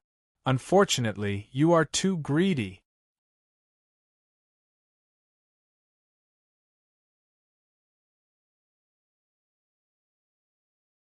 Chapter 390. Tom's body twitched like a dead fish and finally stopped moving. However, his eyes protruded out as he glared fiercely at Reynolds. Although the freckled girl couldn't speak, she stared at Reynolds with her eyes wide open. Her eyes revealed viciousness, fear, and finally, a strong pleading. Unfortunately, she couldn't speak and could only look at Madame Black Scorpion with tears flowing out of her eyes. Don't look at me like that. Even if I'm willing to give you a way out, it's useless. I don't have any antidote for this poison. Rest in peace, little sister. Reynolds calmly looked at the girl's eyes. The freckled girl struggled to look at Madame Black Scorpion. Madame Black Scorpion's face was cold as she said softly, I've seen many people in my life, but I've never seen such a heartless little girl like you. You're really annoying me, little guy. Therefore, I'm very happy to see you die before I die. After saying that, Madame Black Scorpion slowly moved closer and whispered into the girl's ear with a smile, little slut, remember this. If there's a next life, don't ever let me see you again. The light in the freckled girl's eyes finally disappeared completely. After saying so much, Madame Black Scorpion's breath also weakened. She took a few breaths and then let out a long sigh. Turning her head, the old woman's eyes calmly looked at Reynolds, who had been watching from the side all along. I really didn't expect that before I die, the last person to accompany me would be such an interesting little guy like you. Madame Black Scorpion took a deep breath and looked at Reynolds. She frowned and said, "Interesting little guy. Why are you still in a daze? Can't you see that I'm about to die?" Reynolds sighed and thought to himself, "Of course I can see that you're about to die. That's why I want to stay far away from you. Who can guarantee that you won't harm me?" Reynolds looked at his hands. Due to holding the peach blossom burial poison for a long time, his skin and flesh had turned red and was even close to festering. Fortunately, Reynolds had a purifying physique, and the poison only slightly corroded his skin and flesh. It didn't cause any harm to him. "Don't be afraid." Madam Black Scorpion looked at Reynolds and smiled. "I promised you before that as long as you are obedient, I will give you benefits." Sigh. "I didn't expect a little fellow like you to have such thoughts." Cough, cough. Madam Black Scorpion coughed and said weakly, "Originally, I only planned to give you a small gift, but I didn't expect that you would turn the situation around. It seems that if I don't give my big gift to you, there's no one else to give it to." She coughed a few times and spat out a mouthful of blood. Her breathing became weaker as she glared at Reynolds. "Brat, come over here. This last bit of benefit is yours." Reynolds hesitated for a moment before slowly walking up to Madam Black Scorpion. The old woman spat out another mouthful of blood and laughed dryly. She looked into Reynolds's eyes and asked, "Are you afraid of me?" "Very scared," Reynolds answered honestly. This old woman, Reynolds, was not completely trustworthy. Looking at her previous methods and strategies, Reynolds was really afraid. "Don't be afraid," Madam Black Scorpion said with a bitter smile as she gasped for breath. "If I want to kill you, there will be plenty of opportunities." After saying that, she sighed softly. "Besides, what good will it do me if I kill you now? You and I have no enmity. Besides, I'm going to die anyway. There's no need to silence you." Reynolds thought for a moment and said with a bitter smile, "That's true, Granny. What else do you want to tell me?" "I don't have anything to tell you," Madam Black Scorpion said in a low voice. Her complexion was getting paler and paler. She took a deep breath and said, "I just want to tell you something. Hee, brat, you have to listen carefully." "What?" Madam Black Scorpion slowly took out the apocalypse bracelet that she had taken from Reynolds and handed it to him. Reynolds hesitated for a moment before gathering his courage and accepting the apocalypse bracelet. "Don't worry, I won't poison you, brat." Madam Black Scorpion looked at this brat's cautious appearance and smiled bitterly. Reynolds smiled embarrassedly and lowered his head to look at the bracelet. It was a bracelet carved with a blue gem. The bracelet was bronze in color and very exquisitely made.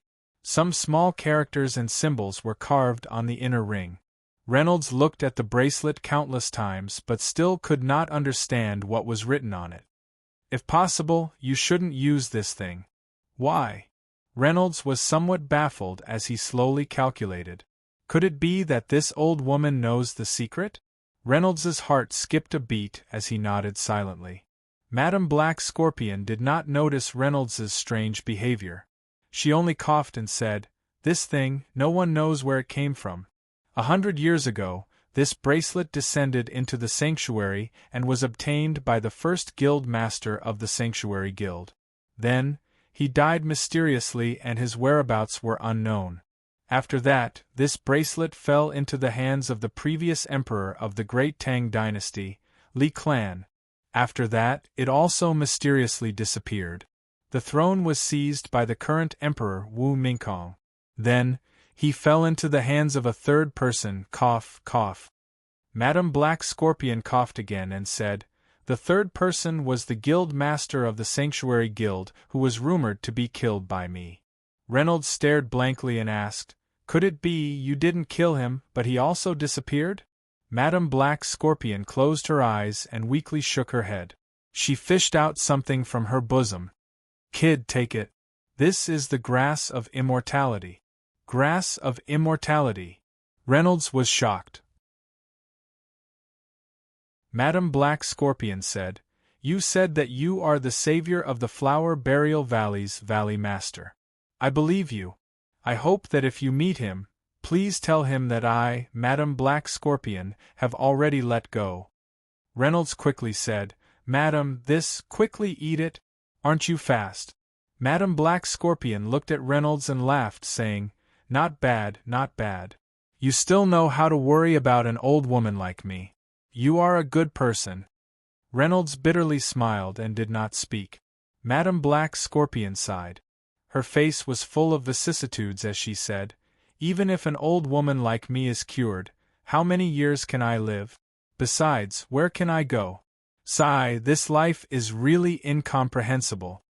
Madam Black Scorpion's complexion turned paler and paler. Her voice became softer and softer as she spoke. "Granny? Granny?" Reynolds quickly went forward to support Madam Black Scorpion, only to discover that she was no longer breathing.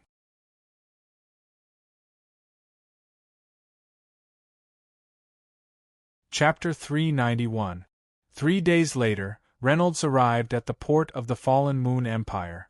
After asking the relevant personnel about the specific route and date, Reynolds decided to set out to sea today. The passenger ship that set out at 9 in the morning at the Empire's port was the first ship of the day, the Clark. He didn't bring any luggage because he didn't need to. Reynolds boarded the huge ship, the Clark. Following the long cry of the deep-sea giant whale that pulled the ship, the Clark officially set out on its journey. Reynolds stood on the deck and looked at the people on the ship with a leisurely expression. Reynolds was a bit seasick. Not to mention the King's realm, even on Earth, Reynolds had never sat on a ship. Leaning on the railing and enjoying the sea breeze could effectively relieve the nausea. Madam Black Scorpion died 3 days ago and Reynolds buried her under a tree. Holding the Apocalypse bracelet that he had lost and recovered, Reynolds had a complicated feeling in his heart. This could be considered his second personal adventure. His state of mind should have improved once again. Reynolds was silent. After coming to this world, his own adventures had started to increase. He was also gradually becoming a person. He took out his phone from the bracelet and looked at the messages. Lin Ling still hadn't replied to him. Reynolds frowned, not knowing what the situation was over there. Damn it! What the hell happened? Reynolds fiercely punched the railing and his fist started to bleed. While he was lost in his thoughts, 10 hours had already passed, and the sky was gradually darkening. They were already very far away from the Fallen Moon Empire's port. The next destination was the Heavenly Luan port, the first port of the Tang dynasty. It was very far away from the Fallen Moon Empire. Even if they rode the Clark that was carried by the deep-sea giant whale, it would still take a full week to reach the distant Heavenly Luan port. In other words, they would have to stay on this ship for a whole week. After dinner, Reynolds was still standing on the railing and looking at the sea breeze. He didn't have any appetite and swore that he would never sit on a ship again. At this time, Reynolds's expression suddenly changed and he looked gloomily into the distance. In the blink of an eye, a few faint shadows suddenly appeared in the dense fog in the distance.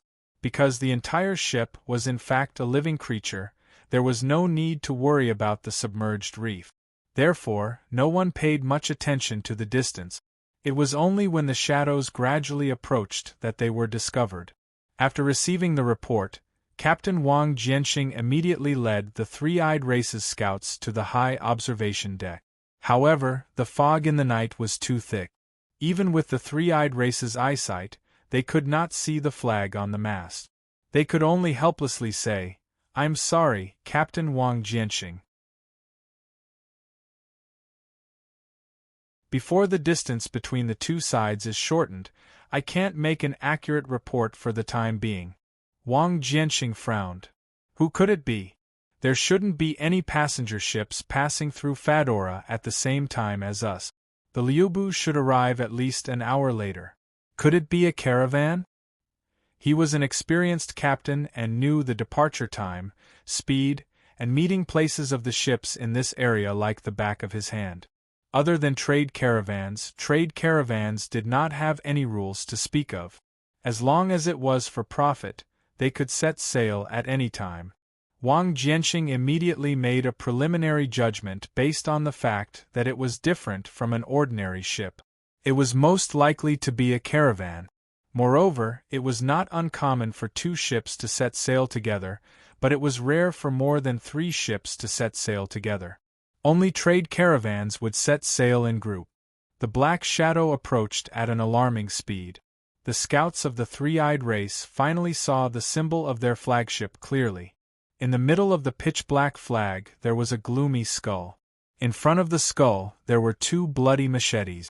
Bright red blood seemed to be dripping down from the machetes. It was a ghastly sight.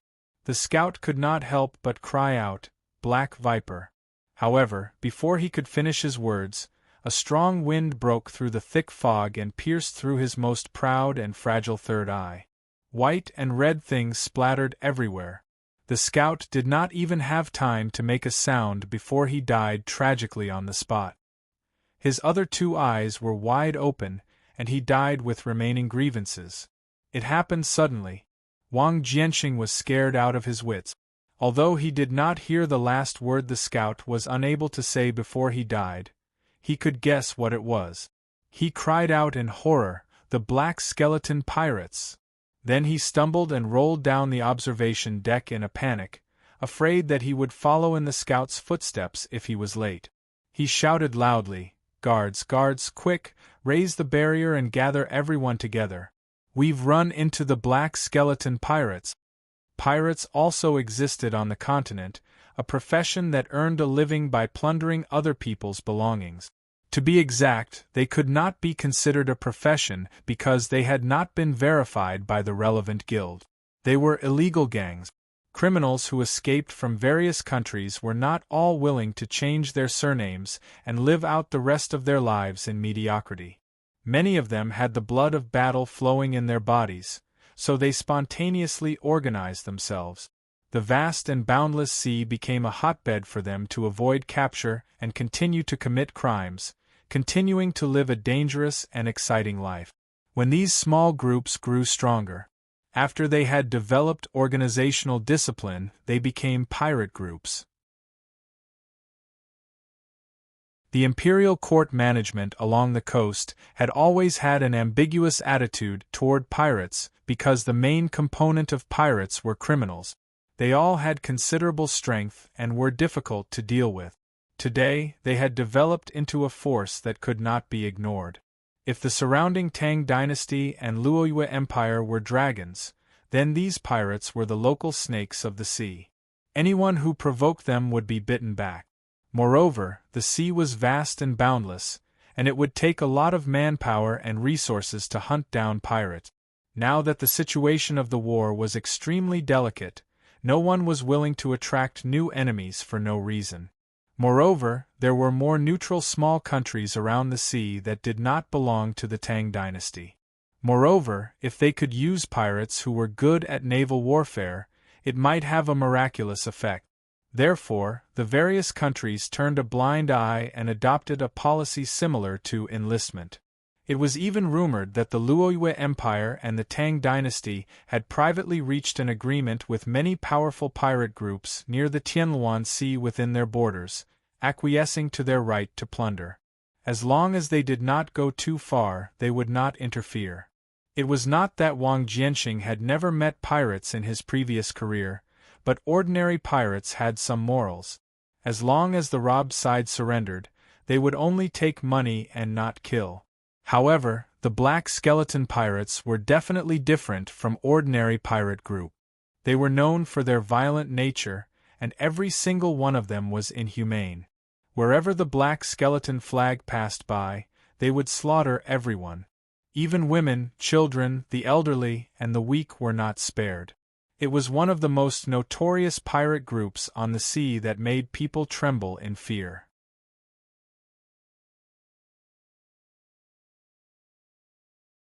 Chapter 392. This group of pirates who had committed heinous crimes and innumerable crimes finally aroused public anger. Several countries jointly sent out troops to set up a trap to encircle and annihilate them, but in the end, their main forces still managed to escape. However, they never appeared on this sea again. Some said that they had died in the stomach of a super-powerful sea monster, while others said that they had found a mysterious island far away from the human world and created their own country. However, there were many different opinions, and they were all just guesses. No one could have imagined that they would be able to see that terrifying skull flag again. As soon as they shouted, the entire ship was immediately thrown into chaos.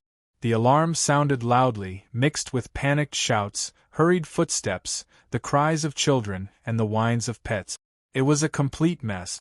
Some people who had just received the news ran out of their rooms while putting on their clothes. They were in an extremely sorry state. Although the black skeleton pirates had disappeared for several years, their prestige still lingered. An oval barrier flashing with golden light appeared and quickly covered the entire Tongyu. The guards on the ship heard the news and rushed over from all directions. After the initial panic, Wang Jianxing calmed down when he saw the helpless passengers. As the captain, he bore the responsibility of escorting this group of people to their destination safely. His responsibility gave him both pressure and motivation. Wang Jianxing began to organize his forces in an orderly manner, planning to fight to the death. Gentlemen who can fight, please gather together immediately. I think everyone is very clear about what the black skeleton pirates mean. This is a moment of life and death. We need help and work together to get through this crisis. Also, the old, the weak, women, and children, retreat to a safe place at the back of the ship. Reynolds hesitated for a moment. Why was he so unlucky? He wanted to retreat to the back of the ship with the ordinary people, but after thinking about it, he could only sigh and join the battle. Although he was prepared to encounter danger on the journey, he did not expect the first crisis to come so quickly. Wang Jianxing said in a clear voice, "Very good, brave warriors. On behalf of all the crew and passengers, I thank you for your help. Tanks and warriors, please come to the front. Our enchantment won't last long, so we need your strong defense. Magicians, archers and other long-range jobs, please stay at the back of the team. Assassins and other high-agility jobs, please lie in ambush at the two sides of the ship. If the enchantment is broken and you have to fight in close combat, you can catch the first batch of pirates off guard. Auxiliary jobs or people with healing skills, please give aid to the wounded at any time. In addition, if there are any special jobs, please report to me directly." In terms of the hierarchy of professions, Wang Jianxing still had no right to give orders to fighters, but this was a moment of life and death. He, who had the most experience at sea, had become a convincing leader. Most of the people on the ship were merchants, and some of them were also fighters, but most of them were civilians with no combat ability. Including the guards, only about 300 out of 1,000 people could fight. The strongest among them was a powerful magician, whose level was even higher than the guard leader. However, compared to the ferocious black skeleton pirates, this bit of strength was like a drop in the bucket. Wang Jianxing knew this very well. He could only pray to God that the black skeleton pirates were not the main force. Then, perhaps they could still fight to the death. The distance between the two sides was getting closer and closer. The black shadow revealed its true appearance. Several monsters that looked like octopuses, but were at least 100 times bigger than an octopus. They stretched out their disgusting tentacles and quickly paddled through the water, baring their fangs and brandishing their claws as they floated towards the Karagal. Chimera magic octopus. Wang Jianxing could not help but suck in a breath of cold air. He recognized this kind of monster. It was a powerful sea demon, far stronger than ordinary monsters. As a means of transportation on the sea, it was also an extremely powerful magical beast. To be able to subdue so many chimera magic octopuses, it was not as simple as a means of transportation. The enemy must have powerful beast tamers in their camp. They were of the same origin as beast tamers, but were of a higher level in combat. As soon as he finished speaking, the two wings of Yu Yu suddenly made a splashing sound. Following that, more than 10 python-like sea demons broke out of the water. They had no eyes, noses, ears, or other organs, and only had large mouths that looked like suction cups. The barrier rippled slightly under their suction cups and was penetrated. Shrill screams rang out. Some of the thieves and assassins hiding in the dark were forcefully sucked into their mouths. Following that, the sea demons sank into the water and disappeared. Only endless fear was left in the hearts of the people on the ship. The timid ones could not help but tremble. Even their teeth were chattering. They only knew how to look left and right with all their might, afraid that these life-threatening creatures would appear again at any time. There were also a large number of scouting sea pets, radiated carps, around you to guard against sudden attacks from below the water's surface. However, at this moment, these radiated carps did not send out any warnings. Judging from the python-like sea monsters' physiques and the characteristics of breaking through barriers, Wang Jianxing quickly came to a conclusion. The Bairachi demon devourer was immune to barriers that were weaker than it, and could also avoid the lower-level scouting sea pets, the sea demons. The Chimera magic octopus and the Bairachi demon devourer were two types of high-level monsters that were rarely seen at sea. The enemy's strength was evident from this. Just that beast tamer alone was enough to give people a headache. Before the powerful pressure, Wang Jianxing was on the verge of breaking down. However, he still forced himself to calm down and issued an order: Fire-type magicians and other warriors, pay attention. The Bairachi demon devourer is most afraid of fire. If they attack, you can use your flying skills to repel them. The thick fog dispersed. A black shadow stood on top of the magic octopus. He let out a long sigh. In the end, the air of the Tianluan Sea is still the most enchanting. Of course, the smell of fresh blood makes me even more excited. Hearing this person's fierce voice, the experienced people on the ship could not help but shiver. They recalled a special guy among the black skeleton pirates. What was special about him was not that he was more benevolent than the other pirates. Instead, he was more cruel. It was said that he was a bloodthirsty madman through and through. He liked to research all kinds of unimaginable ways to kill people. Furthermore, he viewed it as an art. For example, one of his specialties was to use his secret skill, Bloodstorm, to cause the victim's body to circulate at high speed. Furthermore, he would forcefully gather the blood in the area between the brain and the lower abdomen, causing the blood pressure to rise greatly. Afterwards, he would very kindly give the victim relief by using the 1,000-maggot drill to open up countless small wounds on the victim's body. Although these small wounds were densely packed, they were very small. The blood was unable to completely flow out in a short period of time. Under the strong pressure, the blood would spurt out, forming streaks of bright red blood arrows. It was even shamelessly named Bloody Rose. At this time, the victim was completely unable to move. They couldn't even commit suicide. They could only watch as fresh blood continuously spurted out from their body in a ghastly sight. Only after almost all of it had been sucked out would they painfully die.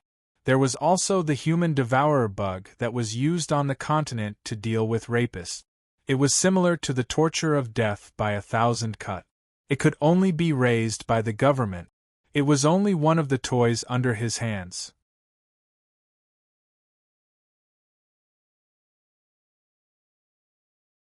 Chapter 393.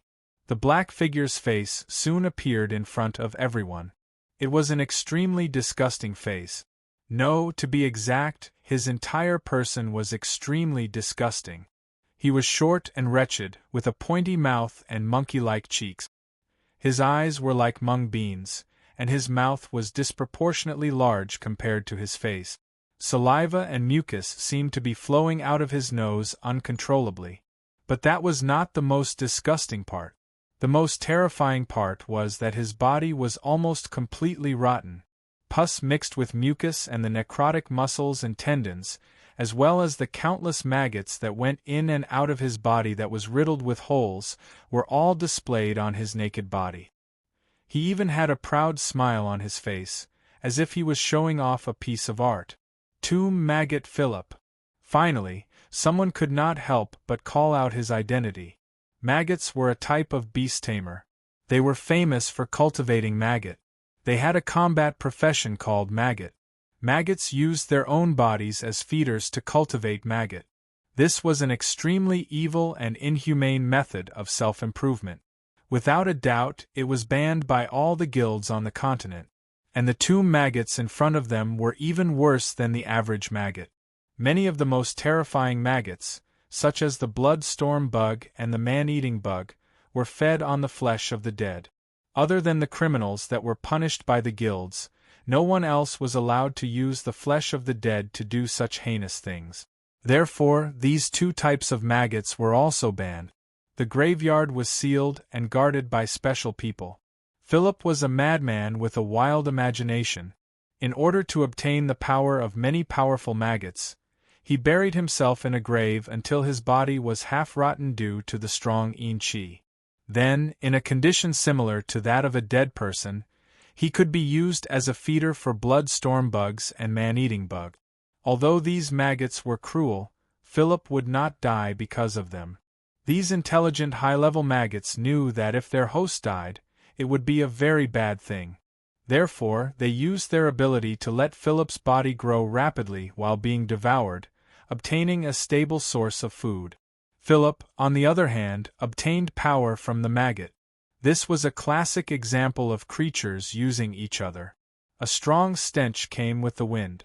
Everyone's stomachs churned, and some even started to vomit uncontrollably. Philip was still laughing wildly, his small eyes flashing with the surprise of seeing his prey.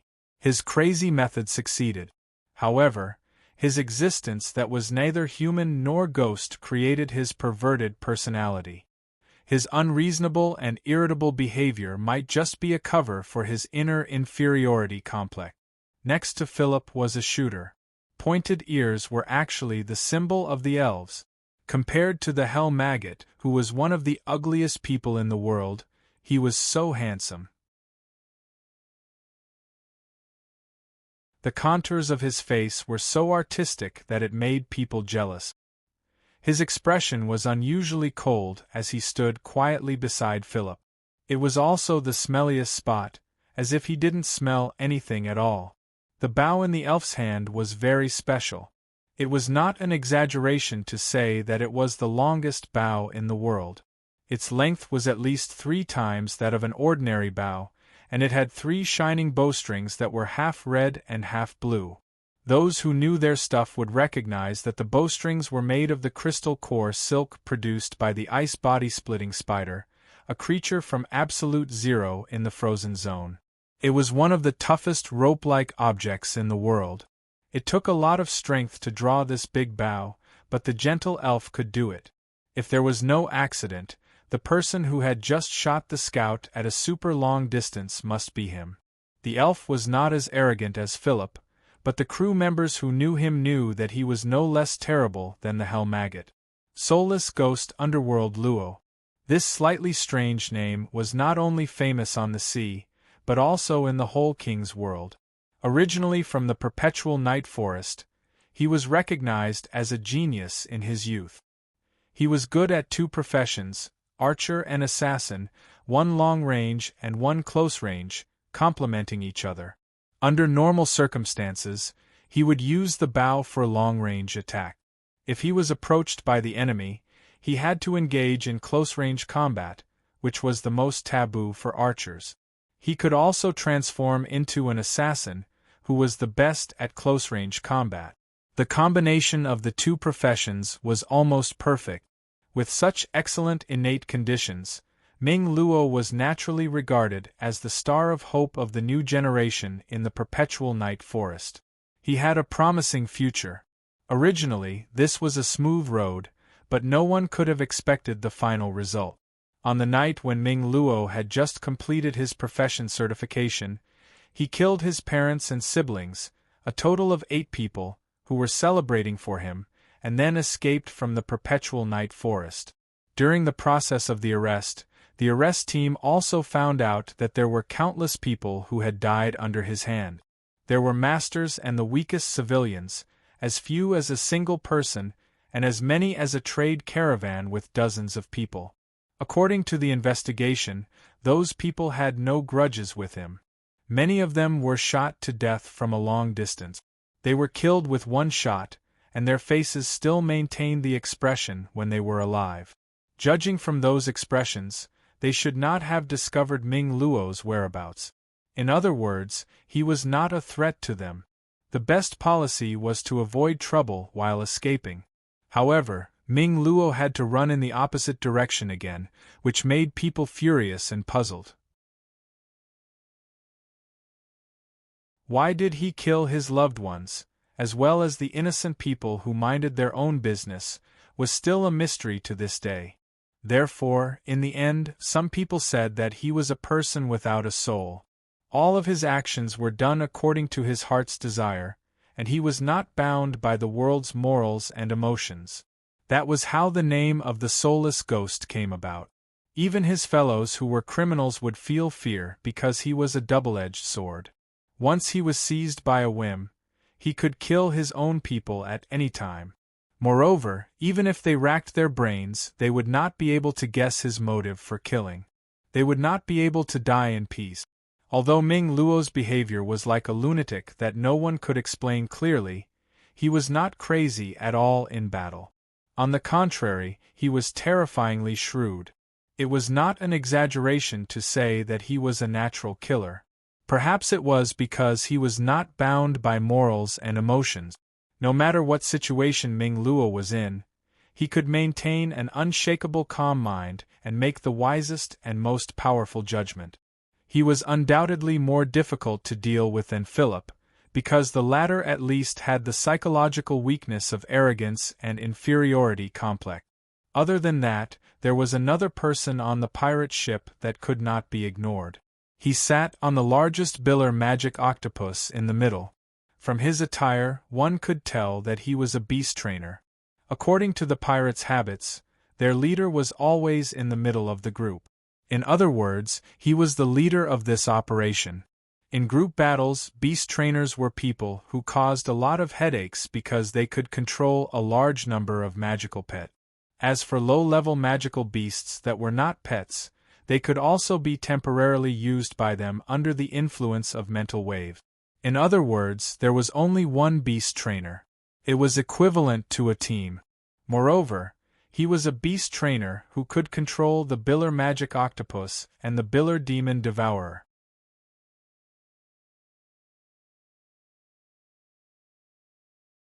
Chapter 394. Naturally, such a person would not be unknown.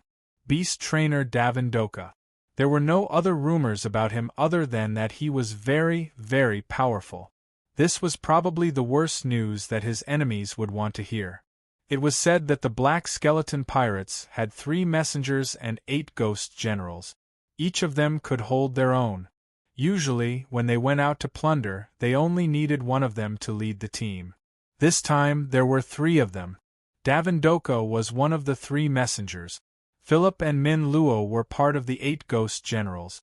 They had 500 to 600 people under them. The number of combatants was about the same. However, how could ordinary combatants be compared to the battle-hardened pirates made up of criminals from various countries? Townsend had been the captain for decades. Naturally, he knew the identities of the 3. He only felt waves of powerlessness and almost lost the will to resist. For such a medium-sized passenger ship, what was so valuable that they needed to mobilize so many people? Or was it just a coincidence? If it was the latter, then they were really unlucky to the extreme. Also, he really couldn't understand why the Black Skeleton Pirates, who had disappeared for a long time, would appear again on the Agart Sea. Could it be that they wanted to use the chaos caused by the war to stir up trouble again? In any case, one thing was for sure. The people who passed through this sea area were going to be unlucky again. Worm! Worm! The 2 magicians at the back of the team suddenly shouted. However, they soon stopped talking. Their faces were flushed red.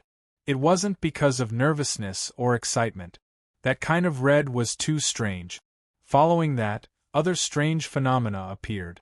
Their upper bodies under their magic robes slowly bulged, like balloons being inflated. The muscles on the magicians' faces began to distort. They looked exceptionally ferocious. Then their skin cracked. Small streaks of blood seeped out and flowed down their faces. They looked like the scariest evil spirits in horror movies. Their eyes also protruded high under the super high pressure. Almost all of them were exposed. In the end, they flew out of their eye sockets, leaving 2 black bloody holes.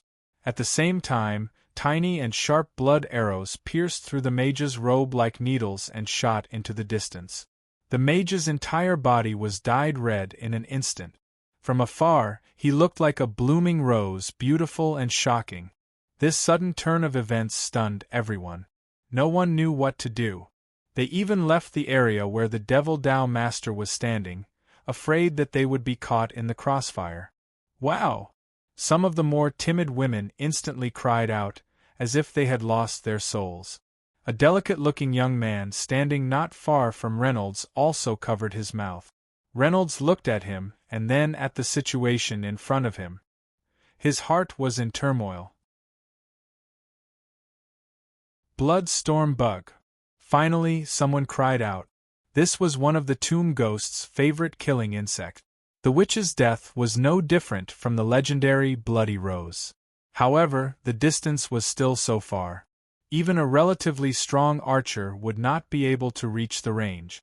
When did he do this? The blood on the witch's body finally ran out. His body softly fell to the ground.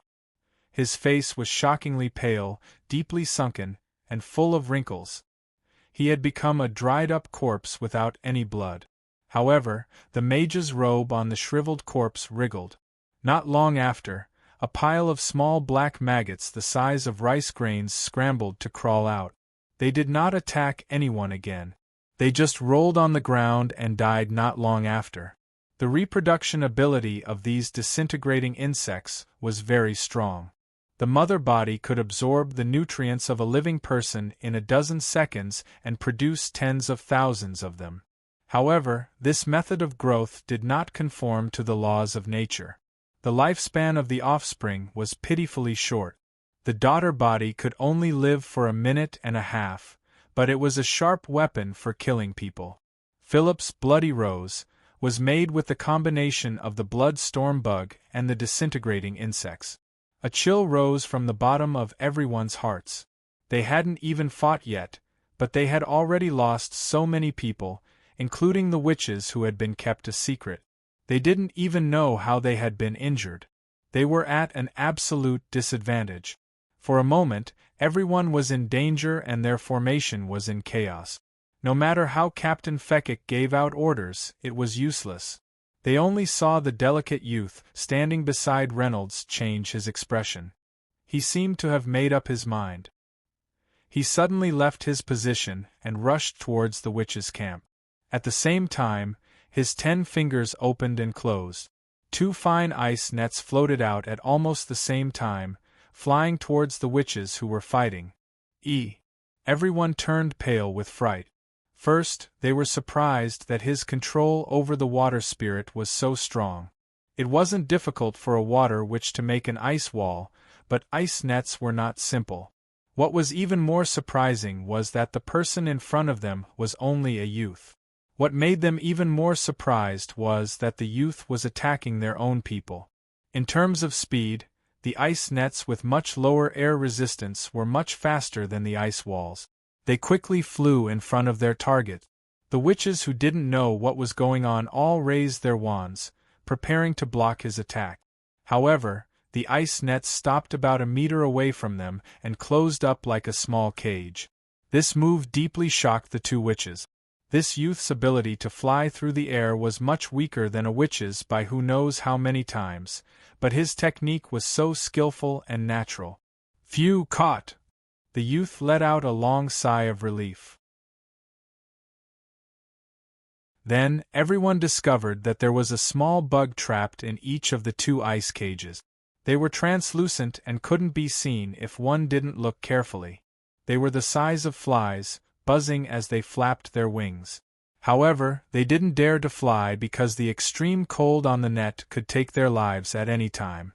The blood storm bug was terrifying, but also fragile. Unlike other creatures, the blood storm bug's body would constantly shrink as it grew. When it was first born, it was the size of a dragon's eye. It was jet black and didn't have wings. As it grew, it became smaller and smaller, and its body color changed from jet black to transparent. Due to its high mortality rate, it was very rare for it to form a cocoon and grow wings to evolve to a higher level. Therefore, ordinary blood storm bugs couldn't use long-range attack. However, the evolved ones were very terrifying. First, they could fly nimbly and they were small in size. Their translucent bodies were very difficult to detect in the air, and they could kill people without leaving a trace. The two blood storm bugs in front of them were already very advanced in size. They had killed 2 witches without anyone noticing. However, the evolved blood storm bugs also had a shortcoming. They could use blood storm less in a day. At most, they could use it 3 times. If one paid more attention, they would discover that there was a small bug in the transparent body of the blood storm bug. It was similar to the decomposition bug they had seen before, but it was red. This was the decomposition bug's mother bug. It relied on parasitizing the blood storm bug's body to achieve long-range attacks, solving the problem of their slow movement. Although Philip was a madman, he was a genius when it came to breeding maggots and using them. He could think of such an outrageous method. You're tuning into the Phoenix Knights YouTube channel. Don't forget to subscribe and join us on this journey to catch the most captivating stories.